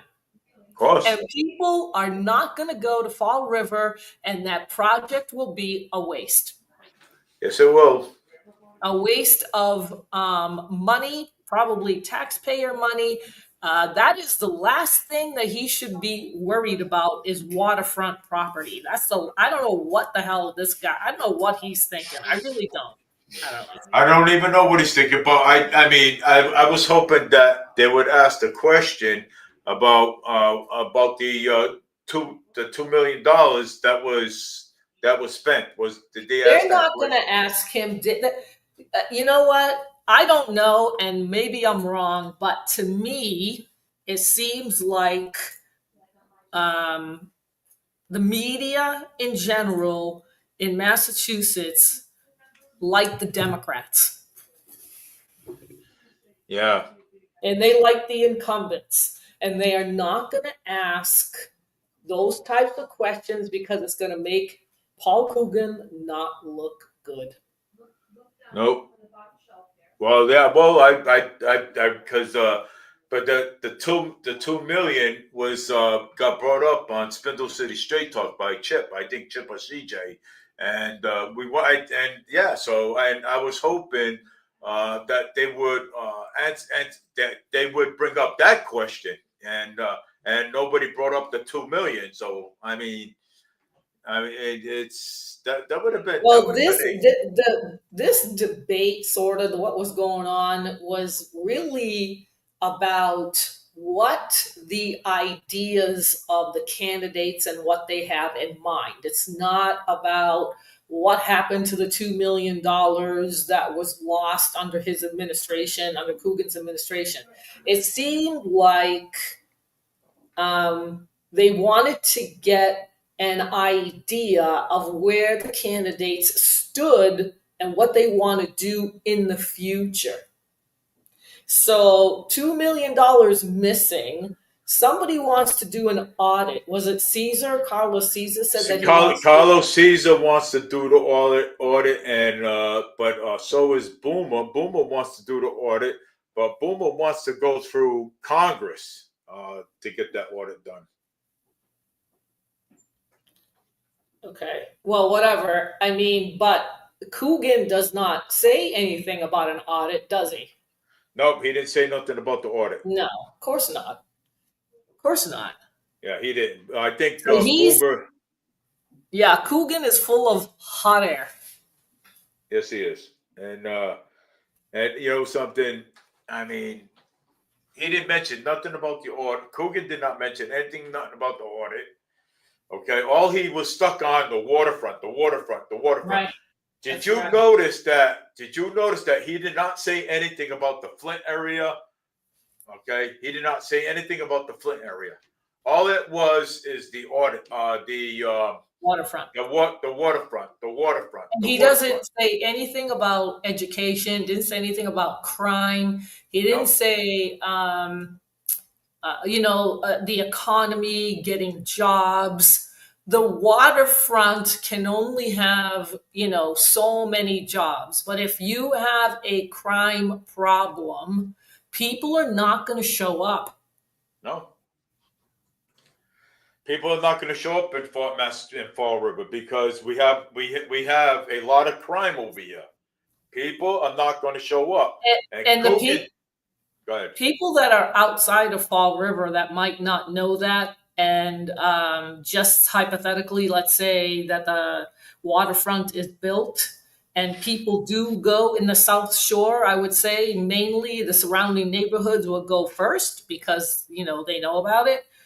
Well, once that happens, now you have the criminals that are going to be like, oh my God, now we can steal more money. Now we can try to snatch purses or, whatever. Once that happens, forget it. Forget it. The project is gone. It's yes, dead. it is. It's dead. But Mayor Paul Coogan, he did not mention anything about the crime in the city. He didn't. All I hear, we're working with the DEA, the FBI, and this and that. How are you working with the DEA and the FBI? How? I heard that. You know what I'm saying? But they did make arrests. The DEA did make arrests, and there are cartels, not surprisingly, in Massachusetts because of the illegal immigration sanctuary that is going on there. So you have those types of people in those states where they're harboring the criminals. Yep. And but Paul Coogan does not say anything about the illegals that are in that city and how much money is being spent on them. He doesn't say it. No, and that might be the shortfall, the $2 million shortfall. That could be the $2 million shortfall. The shortfall. It could be that it's going to the illegals. Of course. And you think Mayor Paul Coogan's going to say something? No, he's not. No. Of course not. Why not? He's not going to say anything. And But I it's mean, how it's very interesting to me though how nobody brings up the illegals yep, it's because interesting. Yeah, I think that's a major part of the money that is being deflected and redirected to them. And, the communities, the taxpayers are the ones that are paying the price for the money going elsewhere. we are paying the price. Yeah, you're right. You're absolutely right. And I agree with that. But the thing, what I'm trying to say is that, you know, we're dealing with crime. Okay, we're Yeah. dealing with shootings. We're dealing with stabbings. We're dealing with domestic violence. We're dealing with mental health. We're dealing with all sorts of issues here in the city of Fall River. Okay, all right. So I mean, the crime, we're dealing with it. Matter of fact, he didn't even bring up, about Sunday of what happened at Subway. Subway, we had, somebody held up Subway on South Main Street. Okay, but yeah, the police are investigating it. Okay, every time something happens here in the city, okay, the Mhm. mayor's job is to do a press release. Okay, that is the mayor's job. Okay, to do a press release. Okay, stand with the police department, do a press release. Okay, not that might say, okay, well, you know what? I don't need to do a press release. The police has got it. Okay, the Because they mayor. don't want Dave, they're not going to do a press release because they don't want people to think that Paul Coogan does not want the people of Fall River to think that there's a crime problem. That's why there's no press release. That's why there's nothing in the local media, maybe, because Mara Healy does the same thing. Mara Healy does the same thing. She hides information from you. Well, yeah. And Carlos, I think, said that they're lying about the crime numbers in Fall River. Did you hear him say that? I did. I heard him say They're, that. Well, they're Mayor not, Paul Coogan is lying about. Mayor yeah, Paul they're right. Go ahead. Mayor Paul Coogan is lying about the crime status in Fall River. He is lying. Okay, the crime is, and and I see it. Okay, I'm out and about a lot. Okay, I work out in the community. Okay, I come home sometimes, and we go out. Sometimes we go home late. I see it. Okay, I see what goes on. Okay, and Right. and let me tell you something. The crime in the city is really bad, and the numbers are up there. I don't care what anybody says. I don't care what the mayor This says. is this is Okay, this is Dave. This is the Democrat playbook. This is and Chip and CJ kind of mentioned it. It's like a PR show. It's a public relations show. They do not, meaning Paul Coogan and the other incumbents, do not, and Mara Healy, they do not want to tell the people of Massachusetts what is really going on. of course not. It's a public relations. So they make everything sound good. Paul Coogan makes the waterfront project sound good. We're going to have jobs and we're going to have this. No, because that's seasonal. That's seasonal. When winter comes, that place will probably practically be closed down, especially if it's outside. It's going to be dead. Right. Nobody's going to go to the waterfront in the middle of winter. No. Nope. So it's a seasonal thing. You need manufacturing jobs that will stay all year round. You Yeah. need steady employment.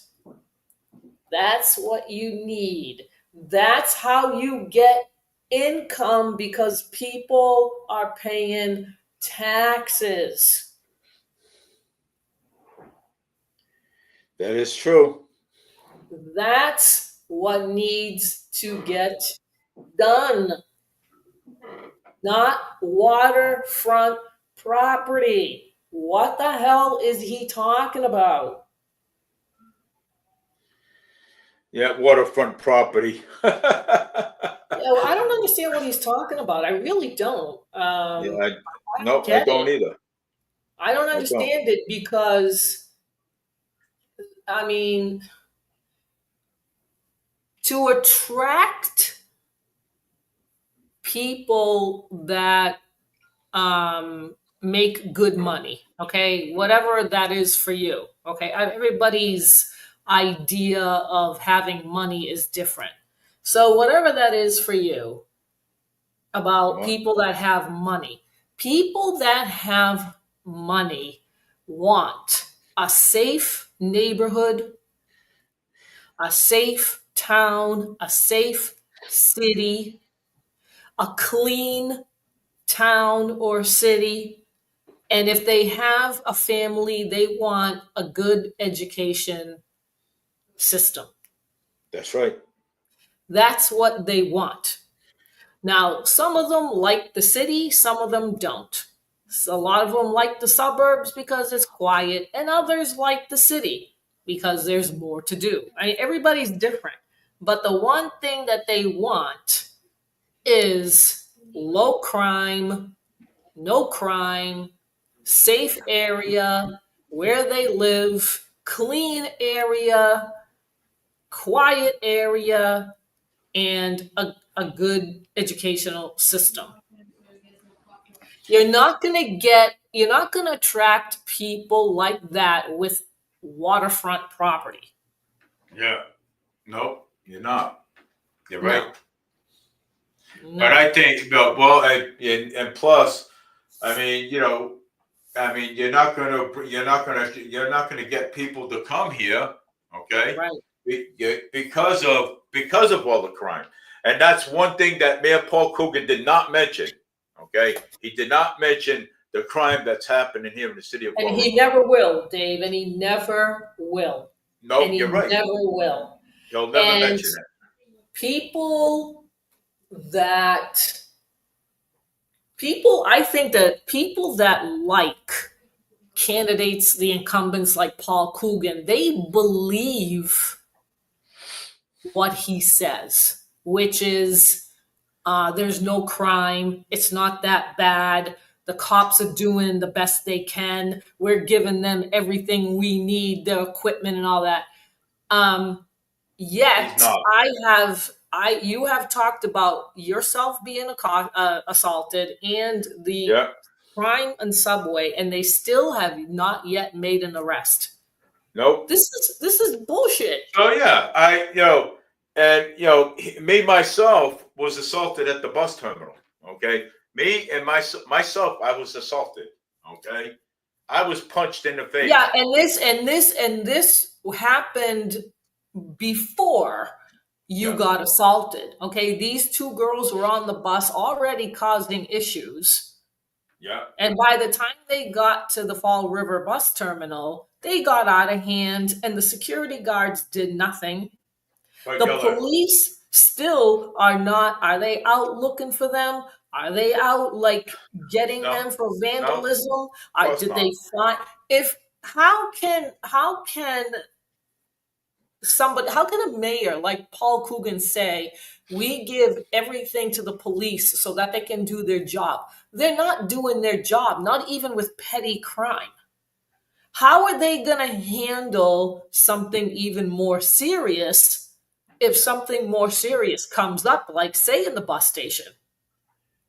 I don't know how they're going to handle it. No, right. But They're hey, not look, going to, because they can't even detain two women. that is true. Yep. And plus, well, yeah. So I get assaulted. Okay, I get punched in the face. Okay, and cops and By the time the cops got there, they were already gone. All right. And the cops But come. they knew that was going to happen. I gave the cops my name, okay, and my address, okay, and my phone number. And Mayor Paul Coogan says, "Oh, well, so if they're doing everything they can, okay, if they're doing everything they can, why did they not catch these individuals and arrest these individuals? Why?" Dave, Paul this Coogan's is a what. liar. Yeah, this is what I'm trying to say. I think is Right. if the cops cannot do their job in getting two women that caused vandalism on the bus and assaulted you, and they can't even get the person or people that robbed the subway station. What are like how are they going to handle anything else? They're not going to be able to. They're not. That The that's subway on the that's subway. why that's I'm why sorry, it's good. important that people like yourself, Dave, have to have something on them. Did you Right. get your pepper spray yet? I have to have money first. You I you basically, need to get the pepper spray, Dave. I have to get that It's pepper not spray. that expensive. They're like $10. I know it is. I go online and get it. You don't Yeah, I have to have go to. online. You can go on a store too Yeah. and pick one up. Get one. Well, yeah. Why is it taking you so long to get pepper spray? What because is the delay? I've been spending money on my bike. I think you need to get pepper spray. I'm going And to it's get it. not going to set you back that much. No, I know it's not. I know how much it is. You need to get the pepper spray, Dave. Yeah. And Well, we've talked about this before. A yeah, few we months did. ago, before that, and I kept telling you, Get the pepper everybody, spray, Dave. and Linda, that you need to have something on you. And when you got assaulted, you had nothing on. If you had pepper spray, you could have done something. Oh, I would have sprayed them right in the face, no problem. Right. But you didn't have it. No, I would have sprayed them right in the face, no problem. But I didn't have it. But the question is, but Mayor Paul Coogan, okay, all right, Mayor Paul Coogan knows that there is this stuff going on, okay, he knows it, but he just don't want, he wants to, the FBI, the DEA, he does not want to mention it, okay, he doesn't, okay, He's doing he nothing lies and he knows it. He lies about the numbers, okay? He bullshits about the numbers, okay? That's what he does, okay? That's what he does. He bullshits about the numbers, okay? And you know something? People need to smarten up and realize that this, like Paul Coogan and others, the other Democrats, especially the incumbents, they know how to lie to you. They know how to do it, and they do it well. And they keep doing it because it works. If people smarten up and start realizing that this is all a facade by Coogan, where reality is that Fall River is not doing that well, but Coogan makes it sound like that they are, that you are. Well, Coogan makes it sound like what Coogan does is makes it sound like that, we are doing well, which is we're not doing well. Okay. Right. And Coogan But that's knows what I'm that. saying. It's a And facade. people buy into this. It's a facade. Yeah. And people and the taxpayers buy into this. They buy A lot into of this. them do. A lot of them do. So They're that's in La why, La Land. yeah. Swampscott's the thing. They're in Yeah. La La Land. So that's why we need to make a change. We need to make a change. Coogan needs to get out. Okay, Yeah, Coogan does. He needs to get out. absolutely. People are buying. I don't know if they're buying their, his, because I didn't hear them clap so much about with Coogan, but I hear them clap about more of Carlos Caesar and Boomer. And you know Okay? something? Paul Coogan is probably sweating right now because he's thinking he's not going to get reelected. And you know what? He should not get reelected because No, he's he not shouldn't. doing a good job. None of the Democrat incumbents are doing well. How did Carlos Caesar do? He did much better He than did good. Coogan. He did. He did much, but Carlos Caesar did much better than Coogan, believe it or not. And I'll give Boomer a lot of And credit Boomer too. Emerald too. And Boomer Emerald did a lot better too than Coogan. Okay, but Vandal, Vandal was all over the page, man. I'm telling you. Oh my God, Vandal. I'm telling you. Oh, I'm gonna go. Vandal was all over the page. I'm gonna go back to this. I'm gonna go back to this. And Fall River Reporter was just telling him, "Look, answer the question. Answer it." Okay. Oh, I'm gonna go back to this. I'm talking about the police chief. Okay. I'm talking about well, if you were mayor of the city of Fall River, what would you do? Would you look out? Would you look elsewhere on the outside for a police chief? I mean, I would say yeah to that. You know what I'm saying? I would look on the outside. This is what I did a live this morning, and I talked about the difference between the sheriff's office and the police department. Yeah. I think we should phase out the police department and only have a sheriff's department, because the sheriff you have to vote in. Yeah. Whereas the police chief is appointed by the mayor or the city council. Yeah. Okay. So you have the people all over the country do not have a say who the police chief is going to be. They pick it. They pick them. But at the sheriff's department, you vote for the sheriff. That's right. And the sheriff is accountable to the voter. So if the sheriff doesn't do a good job, you can vote him out. It's a 4-year term. Yep. Okay, so you can vote him out. I don't understand. I'm trying to shut my phone off. My phone's dying here. It is nope. You're right. It is a 4-year term. It is a 4-year term. But I and I like what Boomer said. But I like what Boomer said. Boomer said that he would let the people in the police department decide who they would want for their leader next. You know what I'm saying? I disagree with that.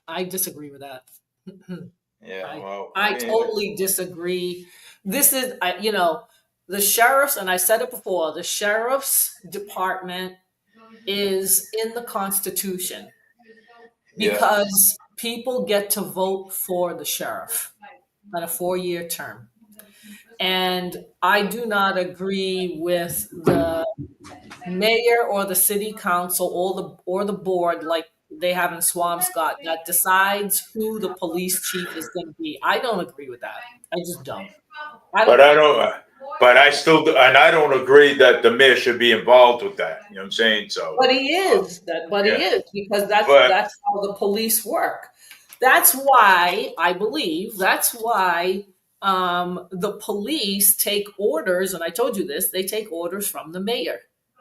But a sheriff takes the orders from the people that voted him or her in.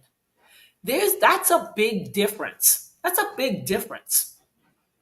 Yes, it is. It's a big difference.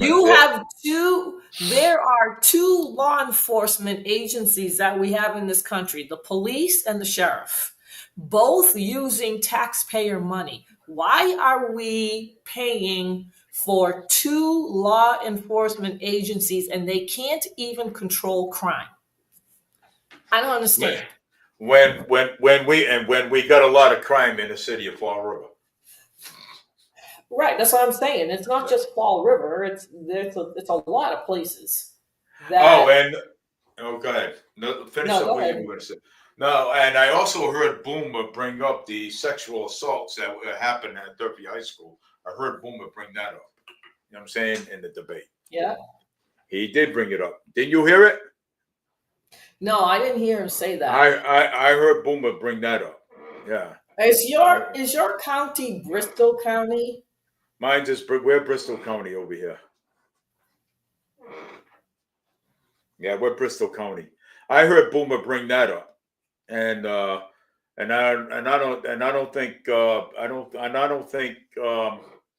and then Mayor Paul Coogan didn't say nothing much about it. You know what I'm saying? You know. So your sheriff, Dave, your sheriff is Paul Hero, Herous. Yeah, it used to be Hopkins. Now it's Hero, or whatever his name is. Hero. Yeah, he was sworn in 2023, so he's got till next year. 4 years. 4 years, yeah.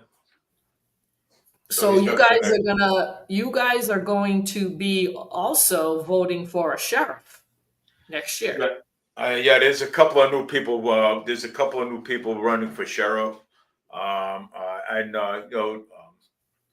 think there's a couple of friends of mine from the state police, running for sheriff, and I don't know if he will, but he's pretty good, and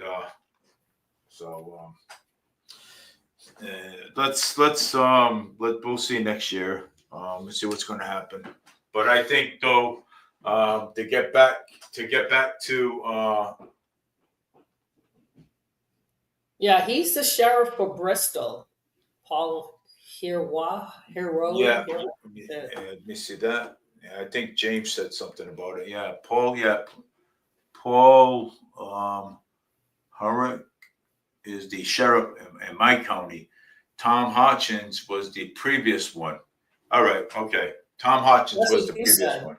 So you guys are in the same district. Yeah, we're in the same district. Let's put it that way. Yeah. So the police department that you have in Fall River that are stationed there only have jurisdiction in that city, nowhere else. Yeah. Nowhere else. But the sheriff has jurisdiction in the whole county. So I don't see why that we should have the sheriff's department, here. You know what I'm saying? So because No, you should have the sheriff's department that people vote in, that's in the Constitution, and you pay taxes there, but you're also paying taxes for a police force like everybody is in the state and across the country. Not everybody. There are some that just have the sheriff's department, which is the way to go because you vote them in. Well, yeah. I mean, the sheriff's department wouldn't have anything to do with mayor, because all you have to do is just take the.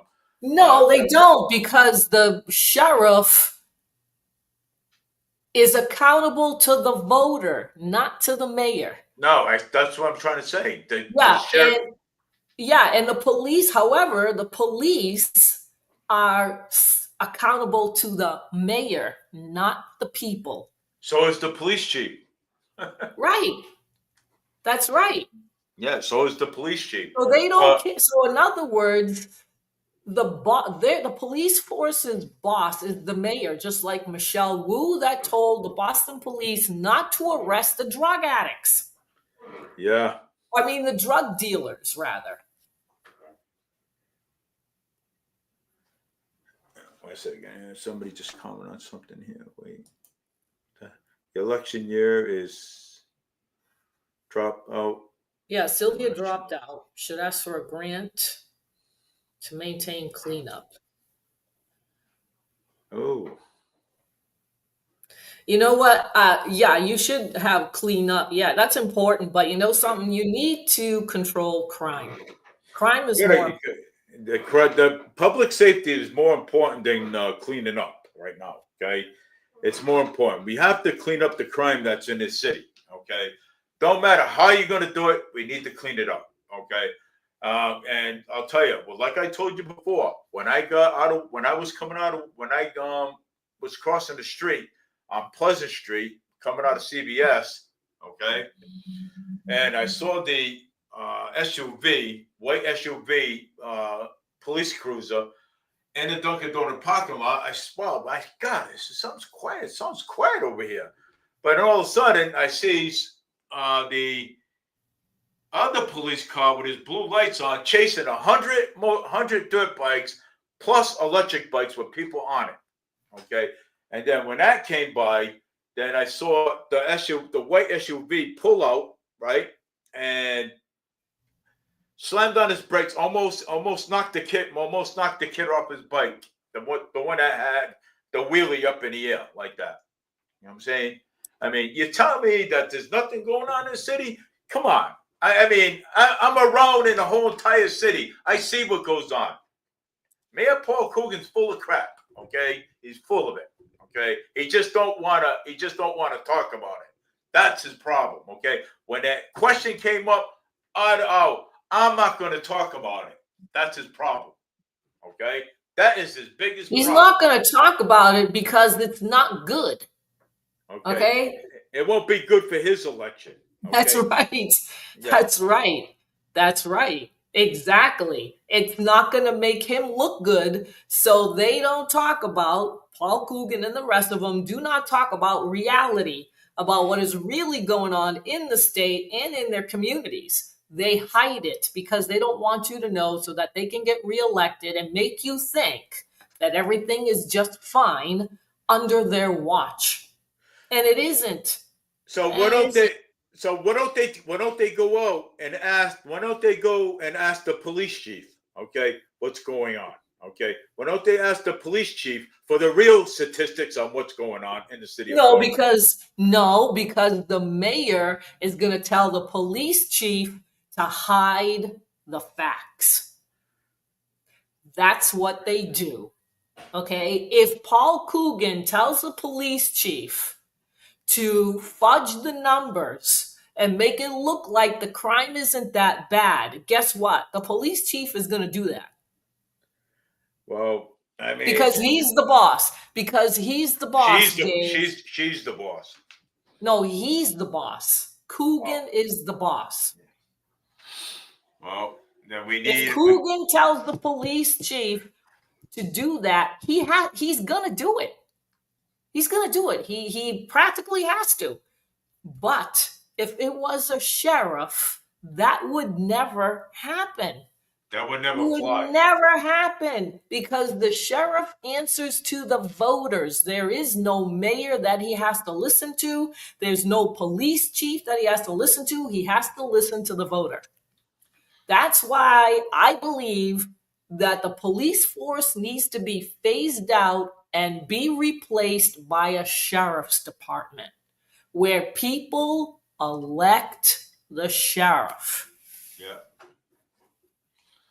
And they have the offices in their district. That's what needs to happen. I believe that that's what needs to happen. Clean up, get rid of the police force, and put the sheriff in there. And the sheriff is accountable to the people. So if there's so just pretend there's no police chief in Fall River, all right? Just pretend that. And you have a crime problem in Fall River, you're going to blame the sheriff.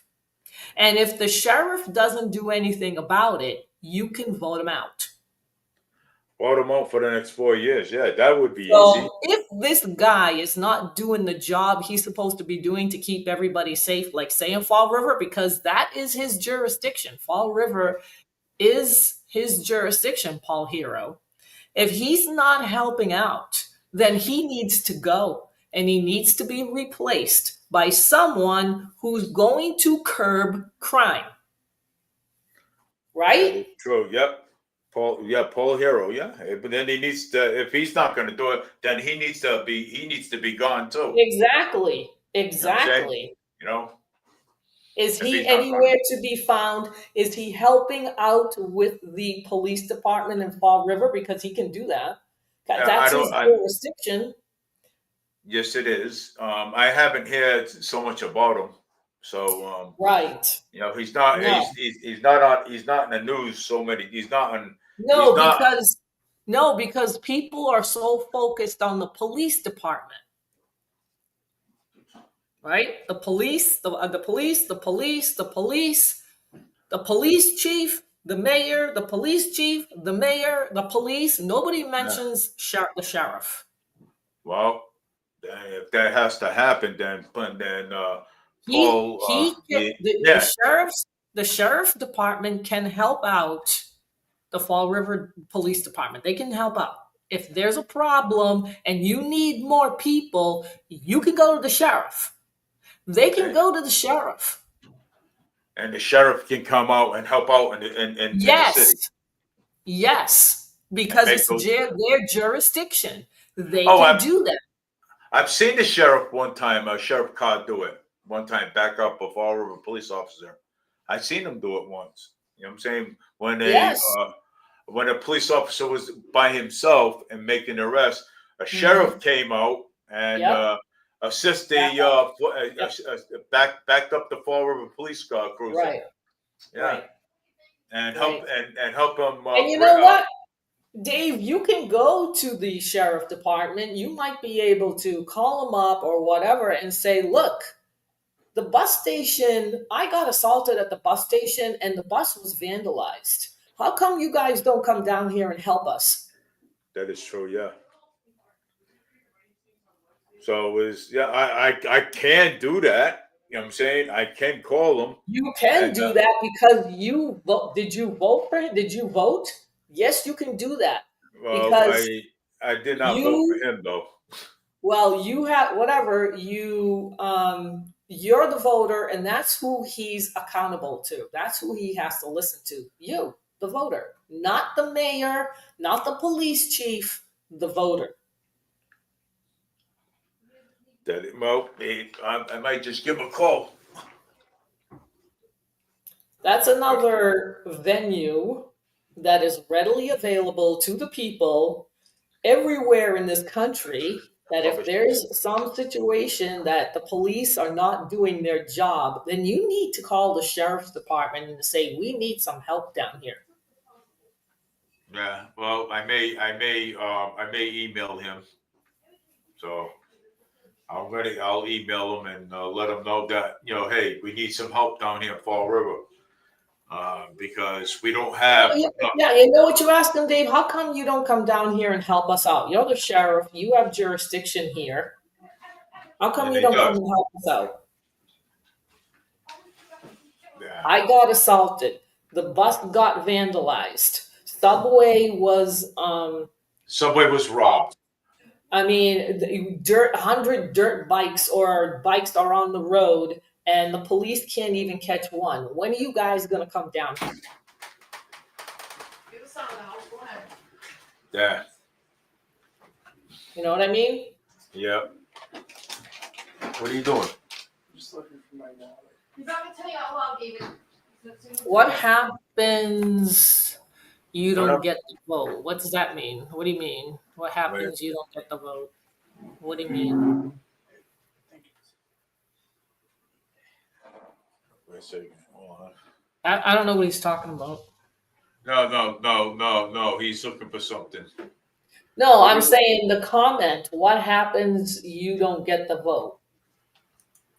What does he mean? Well, what happens if we don't get the votes? What vote? What vote is he talking about? What vote is he talking about? Jason, what vote are you talking about? I don't know what he's talking about. I don't know. I don't know exactly what he's talking about. You Yes, see? what? Come on, Jason, man. I don't know what that means. Yes. Okay. I don't know what that means. I Well, really don't know what that means. yeah, that's so. I don't know, Jason. I don't know what it means. Please explain. Explain what you mean. Yes, what? What happens if you don't get the votes? But I mean, what is Vote that for supposed? what? Vote Vote for for what? sheriff? Like, what do you mean? Like vote for sheriff or vote for whatever. Yeah. What do you mean? I don't know what he meant, but If he's talking about the sheriff, yeah, he may be talking sheriff about. is a position where the voters have to vote him in. So whoever goes out and votes, right? Because the sheriff is on the ballot as well. Yep. And they can be Democrat or Republican. He just said yes. In other words, he's telling you you're right. So the sheriff, when I ran in my county, which is Essex, Yeah. there was the sheriff that was that wanted to get reelected, and he was a Democrat. But there was also a Republican that was running for the sheriff. Yeah. Okay, so because people vote for the sheriff, people know if they are, I believe, they know whether they're a Democrat or a Republican. Yep. Well, like I said, Boomer said that he was a Republican. So if whoever goes out and votes, you're going to see the sheriff, which is probably next year. You're going to see it. You're going to see it on the ballot. And whoever gets the votes is going to become sheriff, because that's how the sheriff gets his position, is by the voter, not by the mayor. People. Yeah, It gets him, not the by sheriff. mayor. The sheriff gets it by the mayor. By the hold on. The sheriff gets it by the voters, People. the people Right. like us. Yeah. We're the people that vote the sheriff in. Yeah, so the sheriff is accountable to the people, where the police are accountable to the mayor. Right? That's how it is. That's how it is. That's how it works. That's how it works. Yeah. So whatever Paul Coogan tells the police chief to do, I would say the police chief is going to have to do it because that's his boss. Yep.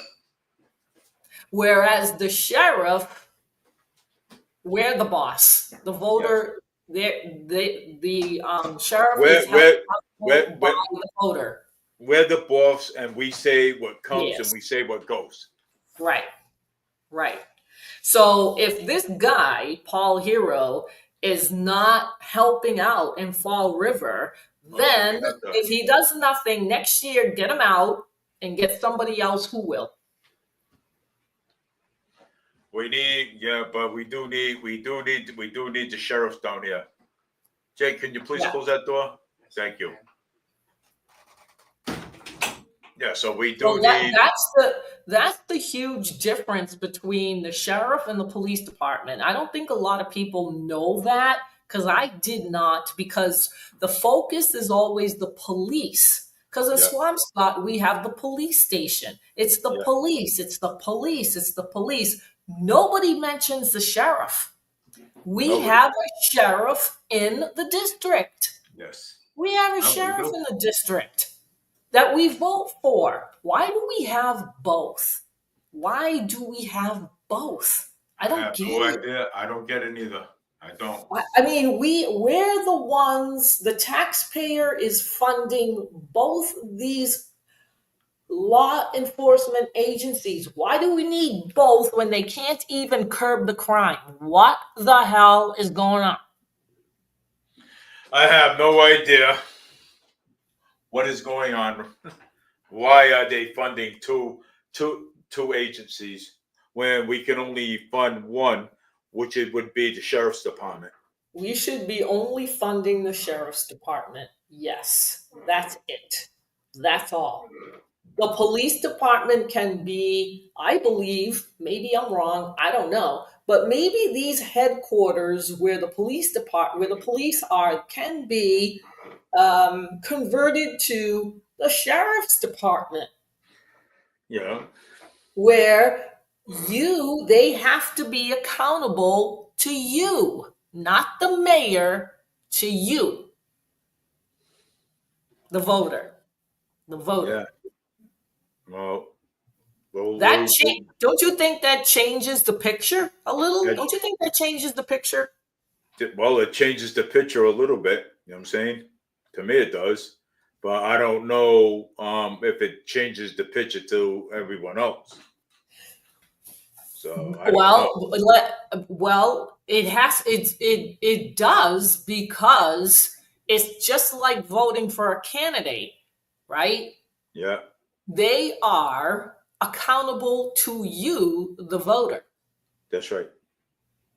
because they work for you. You do not work for them. They work for you. That is true. Yep. You are their employer, in other words, right? They're employed Because, by us. In other words, they're right, employed by us. the taxpayer, the voter, we elect them, so they are our employee. They work for us. We're the ones that pay them. To Of course, we're the taxpayer. They're getting paid by us, the taxpayer. That's right, and they get paid good. Sheriffs do get paid good, by the way, by the taxpayers. Yeah, and why are we also paying for a police force? We don't need both. When they don't do It's shit. one or the other. And we should keep the sheriff because we vote for it. It's in the Constitution.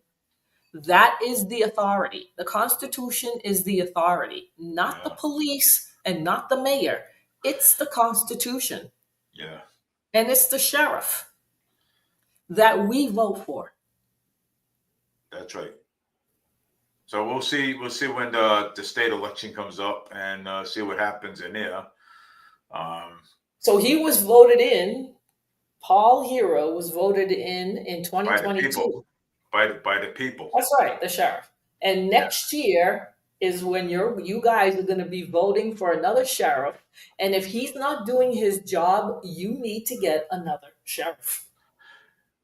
Well, I haven't heard. I haven't heard too much about what he's doing. You know what I'm saying, because I haven't heard too much. And that's He's not good. no, That's not good. no, it's not good. No. It's not good. So I haven't No. heard too much about him. And plus, the guy don't even carry a gun in the prison. He don't. He don't even carry a gun.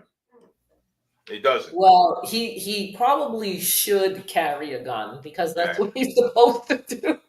He don't even carry. He don't even carry. He don't even. He doesn't believe in guns. He says. Well, then he's a nut job and he should not have that position. You need to get rid of him. Yeah. Well, he doesn't. Yeah, he don't even carry. Yeah, he don't even carry a gun. That You're is supposed to. You're supposed. That has got to be the dumbest thing I have ever heard. You're supposed to carry at least a firearm in a prison. Okay, you're supposed to. As a sheriff, you're supposed to. In the job and out of the job, you're supposed to. Okay, you're supposed to. Well, I don't know what his reasons are. My thing I don't know what it is either. that the prisons are the prisons. Okay, they got to do that as well. But the thing is my point is this: we have two law enforcement agencies that we are paying for, and there is still high crime in the cities. There is. So what the hell are these law enforcement agencies doing? Right? We're paying for two. Why is there no control with crime? Why is there no control? I don't know. You're asking the wrong person. No, I'm I'll just saying out disobey. loud. Why? I'm not asking you to give an answer. I'm Listen, just I'm gonna answer asking to out loud. Why is crime so high with two law enforcement agencies that the taxpayer is paying for? Yeah. It doesn't make sense to me. It doesn't No, make it don't. sense. It doesn't make sense either. It doesn't make sense at all. At all. Yeah, it don't. It doesn't. It doesn't. It's all. It's like give me my paycheck. That's it. Goodbye. I'm done. Okay, yep. Oh, give me my. I'm retiring. Give me my Social Security check. I'm done. I'm Yeah. going. I'm Give me retiring. my right. Give me And my then you don't hear pension. from them Give me anymore. this. Give me that. I'm not. I'm not going to I put my mean, life on the line. I'm not going to confront any criminals. I'm not going to do this. I'm not. Well, then you shouldn't be there. You shouldn't be there. well, you shouldn't be a police officer if Nope. you don't want to fight crime. Nope. No. Oh, and by the way, what happened? Okay, what happened to the two police officers that the drunken police officer and the one that got caught in a sting? What happened to that case? What happened to that? Okay, did that get swept underneath the rug? I'm sure it did. Okay, I'm sure it got swept No, underneath the it's rug. just that they don't report it, but I'm sure that that guy has been probably charged with something. He has to Well, have. I mean, I had all that fiasco about him being caught in a sting, and then the drunken cop, okay, that kicked down somebody's door, that did not Right. looking for a woman that he probably does know. Maybe it's his ex-wife, maybe it's his girlfriend. Who knows? Right. You know what I'm saying? Right. But and all of a sudden, you don't hear any more about it. Okay. So what happened to that case? Okay. Did that case get covered up? Did that case get whipped underneath the rug? I don't think so. I don't think so. I think it did. My opinion, I'm No. sorry, Annalisa, but I think it did. No, it didn't get covered up. It's just that the media, that's how they are. It's, you have a story and then they don't follow up. You have to find it yourself. You have to research it and see if they have more information about it. I don't think they're covering it up. I don't think so. They can't. They can't. If a crime has been committed, that is, They're what? police Burglary. officers. They're Yeah, police police officers. officer, right? And he's drunk, and he breaks into a house that he thinks was his girlfriend's or whatever. But that's still breaking and entering. You're gonna get charged. You have to get charged. That's home invasion too, because the people were there. Well, yeah, that's what I'm saying. It's like, That's a felony. That's two separate charges. Okay, that is two separate charge. Okay. I doubt he's on the police force, Dave. He Well, cannot be on the police force. no, but when you kick somebody's door in, if somebody's in a house, one count is breaking and entering, two counts is home invasion. Well, that's what I'm saying. So if he is not on the police force, then he got charged with something. Yeah.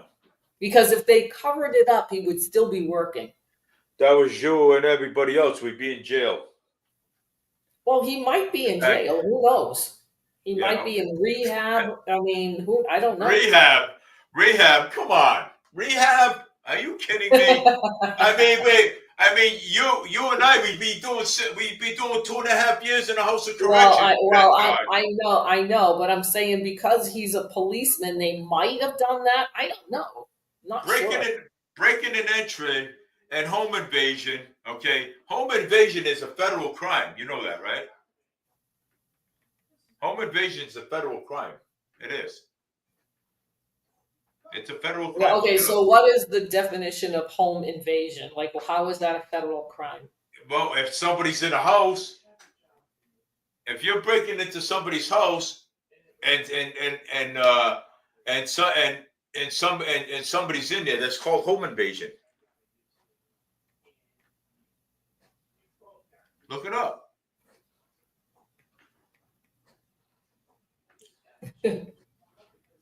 Yeah, there's one breaking and entering. Okay, that's a separate crime. That's just breaking and entering. But if somebody's in a house, it's home invasion. Okay, so are we talking about David Sylvia? Yeah, we're talking about David Sylvia. Yeah. Okay, so Fall River police officer David Sylvia was arrested and charged with Okay. breaking and entering and improper storage of a firearm after entering a home while intoxicated on May 27, 2025, looking for someone who did not live there. He was released on personal recognizance and was scheduled to return to court in August last month. His attorney indicated he was undergoing a treatment program. What did I tell you? Rehab. Yeah, rehab. Okay, rehab. Wait a second. Okay, so rehab. So he went to rehab. Okay, but again, if that was you and I, we'd be in jail. Okay, instead of rehab. Okay. So he went back to court in August. Yeah, he went back to court. Then he's in rehab. So in other words, he's in rehab, getting scot free of the crimes that he committed. Okay. He was only 26 years old. You know, who cares if he's 26 years old? Wow, that's young. I you know something? I don't care if you're a cop or 26 years old. You commit a crime, you should get the same punishment as the other person should get. Okay. He pleaded not guilty to breaking into the wrong house. Yeah, of course. That's kind of funny. Yeah, that's a real joke. Completed not guilty. That's a real joke right there. This guy commits a crime and home invasion. He pleads not guilty. Okay, I'm a police officer. I can't go to jail. Okay? Oh my God. Bullshit. Okay. Well, they let him go under personal recognizance, and now he is under treatment, which I guess is alcohol. Yeah, treatment, all right. But I don't think he's working. Yeah, well, yeah. Treatment. Oh, under treatment. Okay, that's okay. Well, you know something? Then they should. Anybody that breaks into anybody's house and commits home invasion, and even if you're drunk, you can actually get away with it if you went to treatment. Okay, like the police officer did. If you're a police officer, that is. Okay, but you know something? But if you're a civilian, okay, you break into somebody's house and you're drunk and you commit home invasion, you're gonna the judge is gonna put you in jail. They're not gonna put you in treatment. As they They're should. gonna put you in jail. As they should. Why didn't the police officer get put in jail because of a breaking and entering and committing home invasion? Okay. Well, so he was charged. He was charged. He was charged, Dave. But he pleaded not guilty, though. He pleaded not guilty. I know, but that's the judge. Wrong. That is on the judge that maybe because it was his first offense. Oh, come on. He doesn't have a record. Oh, they are lenient on you if you have no record. Oh, yeah. Okay. But I don't know if that's the reason. I don't think he's on the police force, Dave. He can't be if he's under treatment. He cannot be. No, I know he's not, but he's not working, Dave. He's not on the police. He's not on the police force. But I don't know if he's getting paid still. I don't know. But he should get the same He should get the same treatment like a civilian. Well, you know something that's unacceptable. So in other words, what they're doing is, okay, they're sending the wrong message out there. Okay, they're sending the wrong message to people out there, and the people out there, oh gee, wow, look at this cop just kicked somebody's door in drunk, breaking and entering, looking for a woman that he supposedly knew, and committed home invasion at the same time. So he goes to court and he pleads not guilty. Okay, he pleads not guilty to the crime, and then he ends up in treatment. Okay, he should be. That is sending the wrong message out there to everybody. To everybody, that's sending the wrong message. I'm sorry, I ain't buying that crap. No, I'm not buying it. Nope, I don't buy stuff like that. Okay, So you think that this cop should have been put in jail he should have been put in jail. That's what he should have been. I don't care and if you're a cop serve or not. time and serve And serve time. time. That's right. That is right. Because if I was a judge, he would have been sitting in jail serving time. You know what? You know something? If you commit a crime, okay, if you commit a crime, okay, you're supposed to be punished for it. Okay? Not go and sit in some country club or rehab. Okay. Oh, I plead not guilty to this, so I'm gonna go sit in rehab. Okay? No, it's wrong. Well, he You're sending the wrong probably, message out there. I would say, Dave, he probably has a parole officer Yeah. where he has to check in and make sure that he's going to his treatment. Sure. Everybody should be on parole. Well, a lot of people are on parole. There are. Why don't we just put ankle monitors? You know something? Half this city has ankle monitors, okay? It does. I'm telling you. They do. Half the city has ankle monitors. You want to know why? You want to know why? That does. Half the city has ankle monitors. You want to know why? Oh my Because God. even on the bus, I see it on the bus. Half this whole city has ankle monitors because I see it. Okay? And I hear people, they talk about it. Oh, I have an ankle monitor on me. Oh, I did 10 years for this, and I did 10 years for armed robbery. I mean, they talk about it on the bus. They talk about it in the street. Wow. Yeah, they talk about it. And sometimes people are proud of it. They say, "Look, you want to see my ankle monitor?" I'm looking. I'm like, "Holy shit!" I said, "No shame. You talk about though. You're talking about the crimes that you did. Are you proud of it?"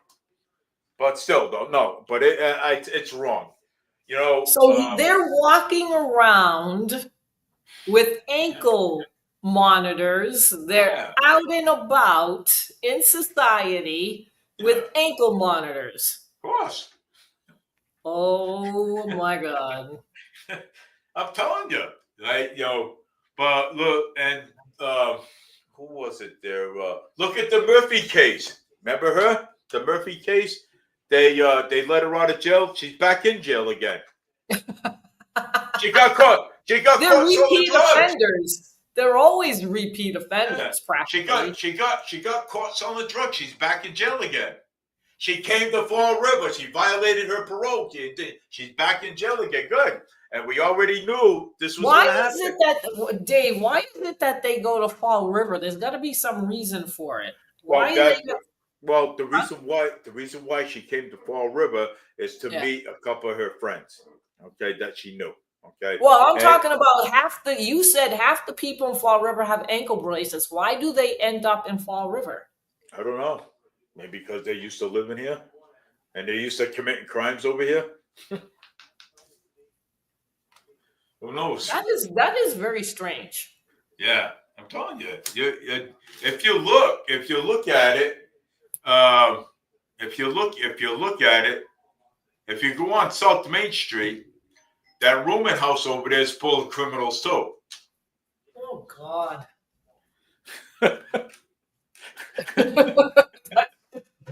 The rooming house on South Main Street, right across the street from Nick's Hot Dogs. Oh my Lord. I'm not going to say what kind of criminals are in there, but there is. Oh. I'm just going to say that they're felons. That's all they are. That they're what? They're felons. That's all I'm going to say. Geez. Yeah, that they're felons. That's all I'm going to say. Those people, should not be mingling with society. They need to be put away. Like in Florida, they have alligator Alcatraz. They have, there are islands that they can go to. They should not be in society. What the hell this is nuts. It's insane. I'm telling you. Yeah. And Well, and and, the judge lets these people out. and President like right, and President Trump wants to bring back asylums. Asylum. Yeah. Well, you know what? You have to put them away from people. Yeah. Okay, they just when you're in the city, you see these people and they should not be out on the streets. Yeah.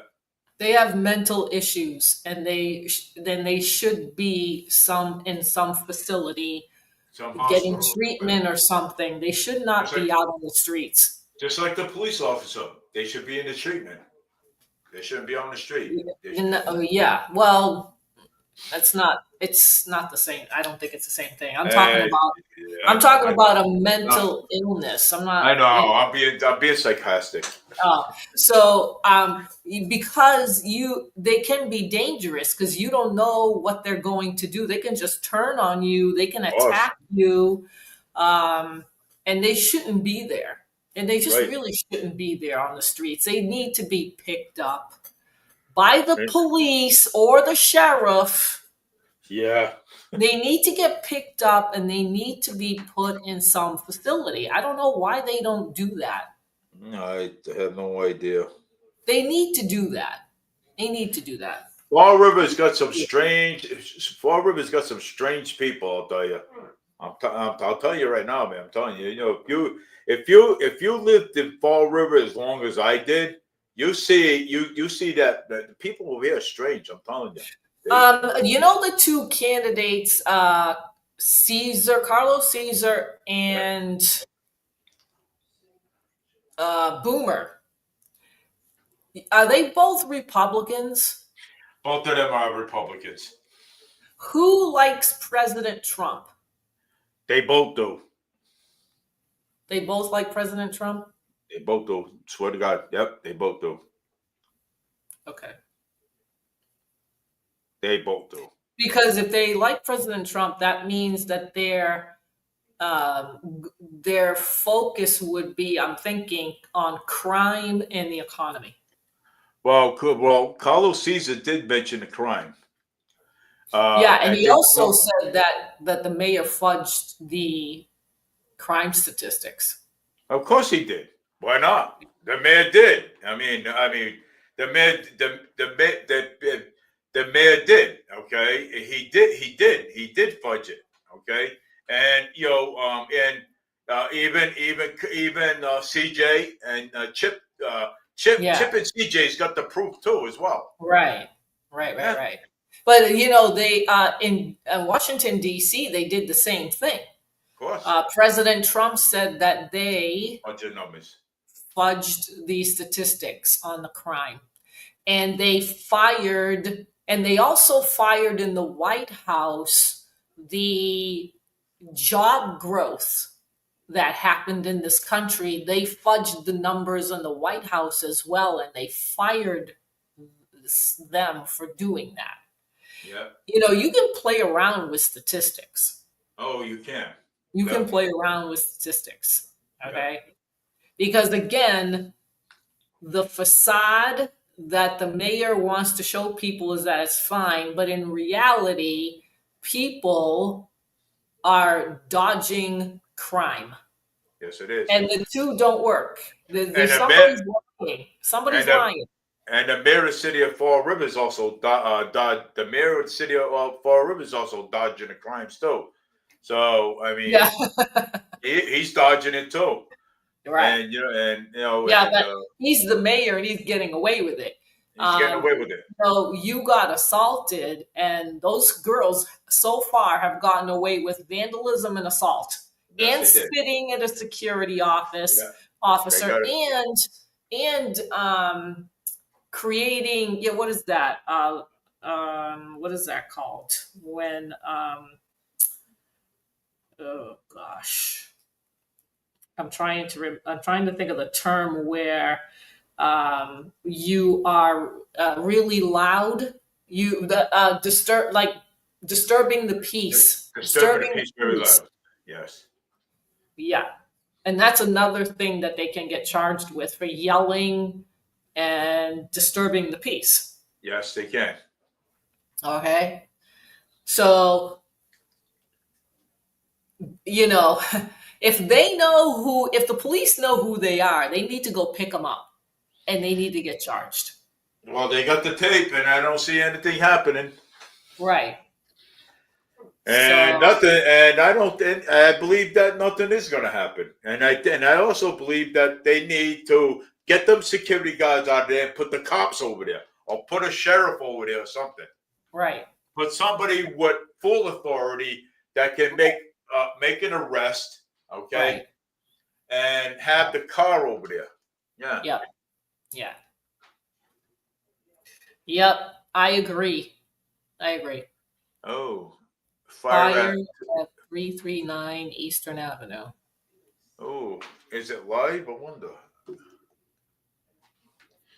Well, everybody, there's a breaking news. There's a fire at 339 Eastern Avenue in Fall River. So breaking news there.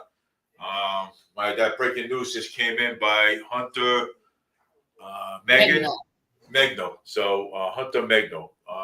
Across from the pool. Across from the pool. So Lafayette Pool. Yeah, big fire at Eastern Avenue, across from the Lafayette Pool. So there's a breaking news up there. It just came in about just now, and there is a big fire at the Eastern Avenue across from the pool. So anybody's up that way, I believe the roads are going to be blocked in that area. So you may have to do. Is that an apartment complex? Is it a business? It's Lafayette Pool. I know what he's talking about. No, it says it's across from the pool. What's across from the pool? It looks like a housing complex. I know what he's talking about. Apartment complex? It's an apartment complex that's on fire? Yeah, apartment complex. Oh boy, that's not good, because of the Great Gabriel house that didn't work out too well. Yeah. So again, breaking big fire at Eastern Avenue, across from the Lafayette Pool, and at 339 Eastern Avenue. So if anybody's up that way, you may have to detour in that area, and just be careful, be safe. Let the fire department do their job. And I hope everybody's all right up there. So in that area. So thank you for the breaking news. I appreciate it, Hunter Megan. I appreciate that. Thank you for it. And I will. Let me see. He says, let's see what's going on with this now. The one with the doctor's office on the first floor. That's the doctor's office on the first floor. It said, I don't know if I have the right one. It said it was this afternoon that it happened. No, it's, let's see. Eastern, on the corner of Eastern Avenue and Pleasant Street? No? Here it is. Well, no, that's 197.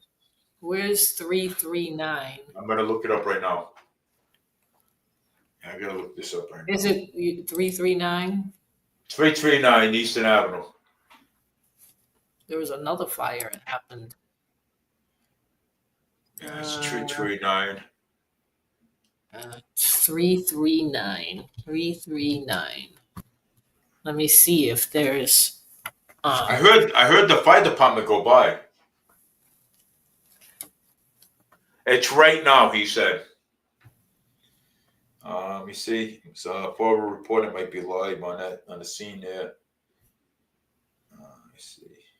Where is it?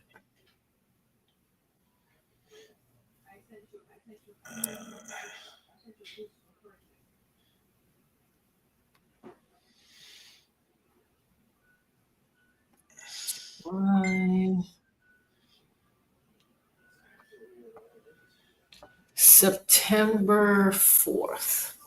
I don't know. I don't see anything yet. Let's see here. I'm looking for it myself. I don't see anything yet. I heard the fire department go by.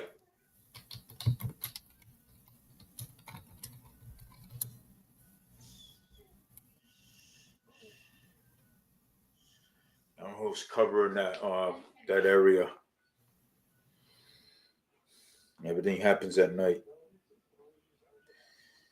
House fire on Eastern Avenue. Plenty of support arrives. Yeah, House one day. fire? Yeah, it's all right here. A house fire on Eastern Avenue. Plenty of support arrived. And let me see where it's at. But nobody, there's no address.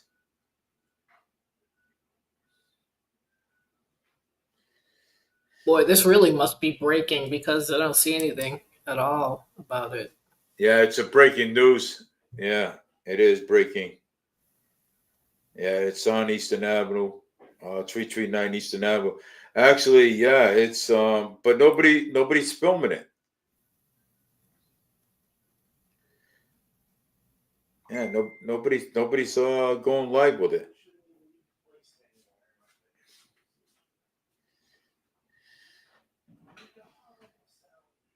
Yeah, nobody's going live with it.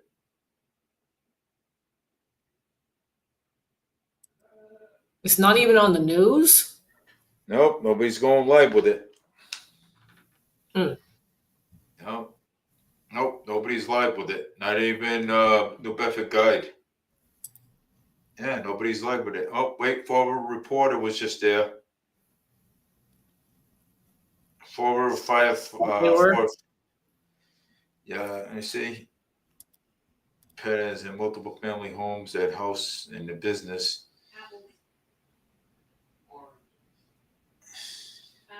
The Fall River Firefighters group posted it. Okay. Yep. Nobody's going live with it, so I don't know.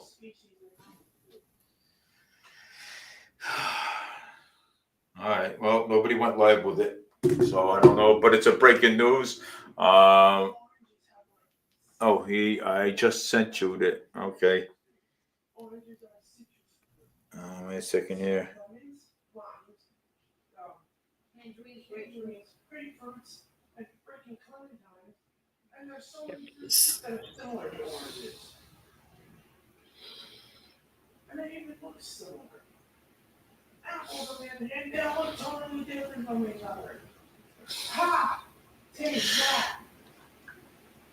I just sent you it. Yeah. All right. So he just sent me it.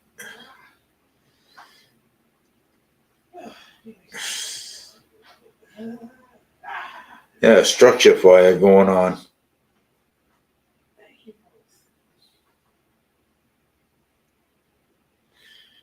But nobody's live though. Yeah, I don't.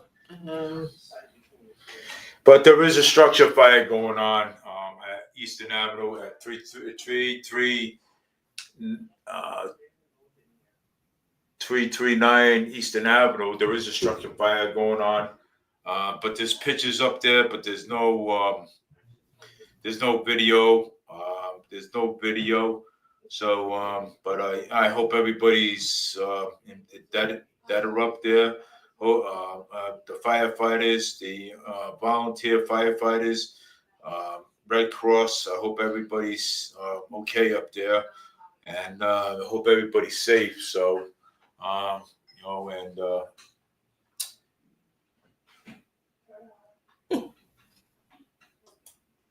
oh, they are kicking people out of the area, telling people no filming.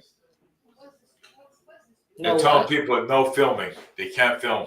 Oh, really? Yeah. See, yeah, they're kicking people I wonder out. why. Yeah. Oh So my gosh! Yeah, they're kicking Isn't people that out. strange? Yeah. See, they're kicking people out. No filming. So Why not? no, I don't know. But there is a structure fire up there on Eastern Avenue. But I hope everybody's safe up there, and my prayers go out to the people.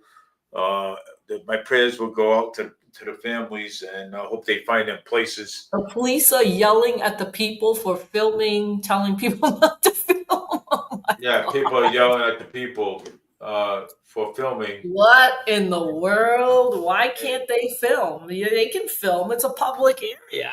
It's a public area, man. The fire's in public, man. So why can't these people film?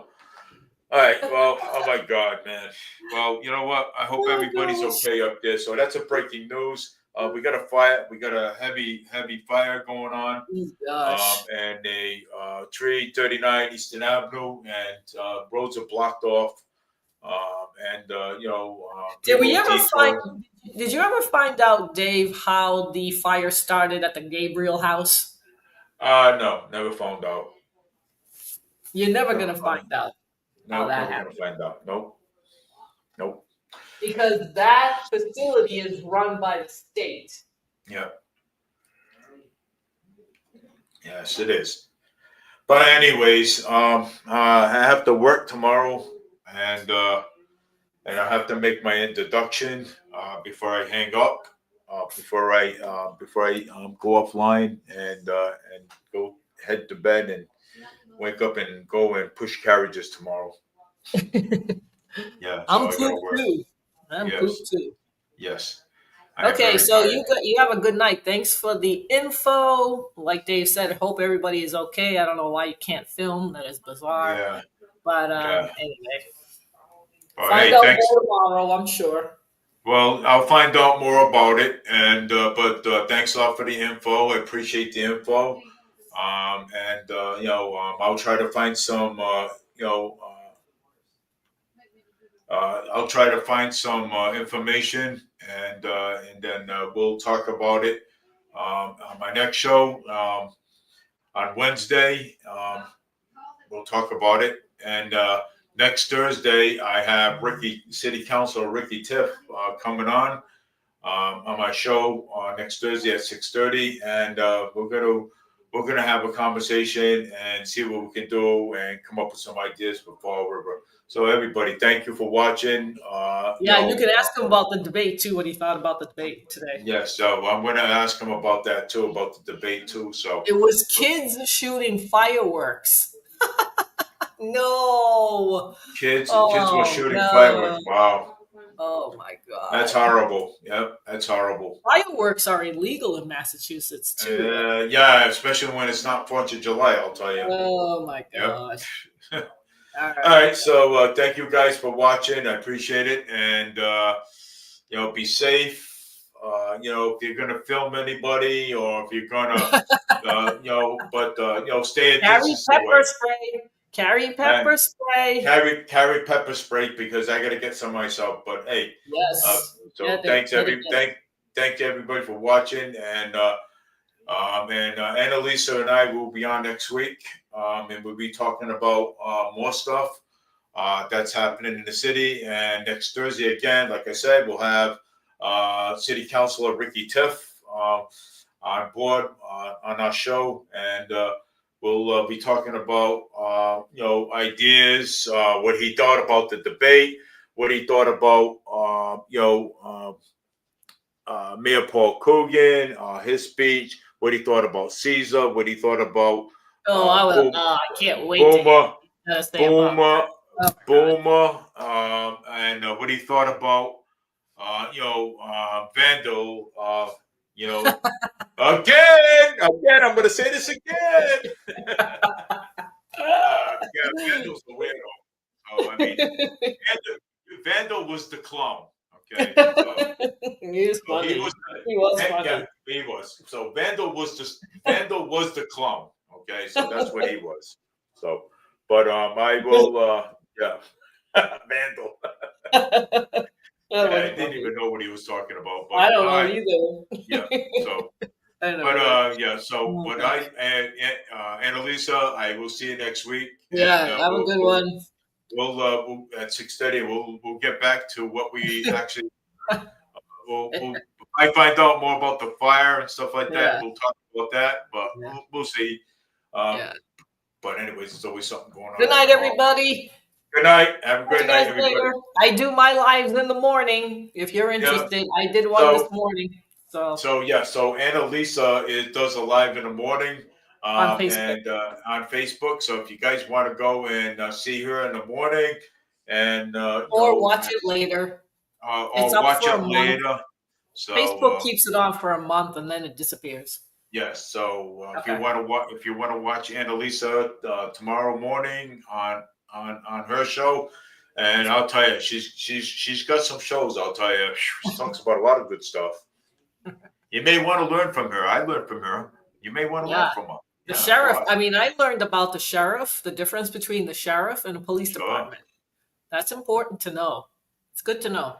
Good to know things. Okay. Yes. You have All a good right. night, Dave. I'll talk to you later. Good night, everybody. Have a Good good night. one. Stay safe. And stay safe and watch the Annalisa Stay show angry because and stay safe. hold your politicians accountable. They work for you. Hey, hold Mayor Paul Coogan accountable because he's the one that lied, and he's the one that lied about the statistics. He is fudging them, and Boomer is right, and Carlos also right too. Yeah, you need some new leadership and new blood in Fall River. That's right. We need Yes. new leadership. Yes, Oh. absolutely. You got two good candidates. That's awesome. That's and right. watch Paul Coogan sweat. That's beautiful. All right. I love to see Paul Coogan sweat. Man, he's got He sweat is coming out of his sweating. head. He has to drink. He has to drink a lot of water. Yeah. I wonder if there was whiskey in that water. Right. Yeah. I wouldn't be surprised. Yeah. Absolutely. All right. I'll talk to you later, guys. Bye. Okay. Bye. Well, anyway, people, that was fun with the debate and stuff, and with Mayor Paul Coogan, Boomer, and then Vandal. Vandal was the clown, so but the headmaster, and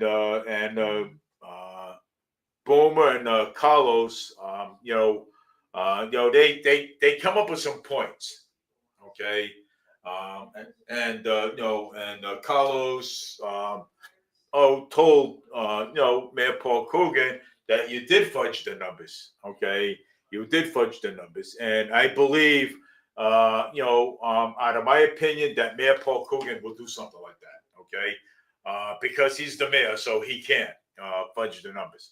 So, but anyways, it was a good debate between Carlos Caesar and Boomer, but Vandal, nah, you know what I'm saying? So Vandal, wasn't even basically answering the questions like he was supposed to. Michael Sylvia was asking from Forward Reporter was asking him. You know what I'm saying? Well, you need to stick with the answers. And he kept on saying, I'm going to go back to this. I'm going to go back to this. I'm going to go back to this. And, it's like the answers what Vandal was not getting, answered. Carlos Caesar and Boomer were answering the questions, but I also, and then when crime got brought up, all I heard was the DEA and the FBI and stuff like that. I didn't hear, what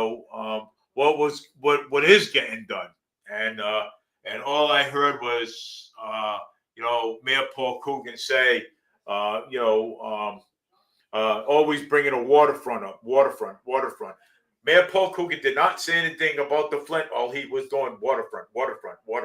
Okay, that's all. Okay, waterfront, and but I believe, out of my opinion, I believe that the statistics were fudged, the numbers were fudged, but in my opinion, I know that with me and my wife being out and about, and seeing seeing the crime in the street, and Mayor Paul Coogan don't see it. Okay, he avoids that. He avoids that situation, And also, I also believe, that,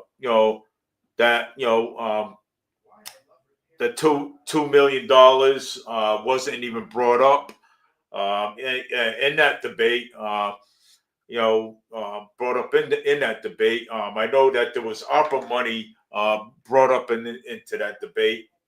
Hey, uh, but like I said, what I'm saying, get out there. You got two good candidates. You got Boomer and Carlos Caesar. But hey, get out there and vote.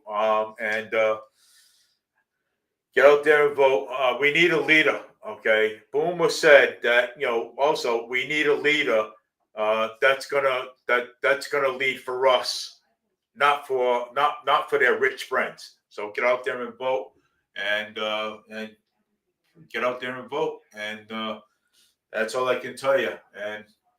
But I will see you guys next week, next Wednesday. And we'll be talking about, me and Annalisa will be talking about some more stuff that's going on in the city of Fall River and other places. And next Thursday night, I will have City Council Ricky Tiff on live with me. We'll be discussing. I will be asking him how what he thought about the debate. You know what I'm saying? What he thought about it. So, that's all for now. This is Dave B, Forward Media News. You guys have a good night, and just remember, there is a breaking news. I mentioned that earlier, but I want to thank Hunter Megan for breaking that news on Fall River Media. Thank you for that. I appreciate it. So I will find out some more information on that. So take care, everybody. Have a great night.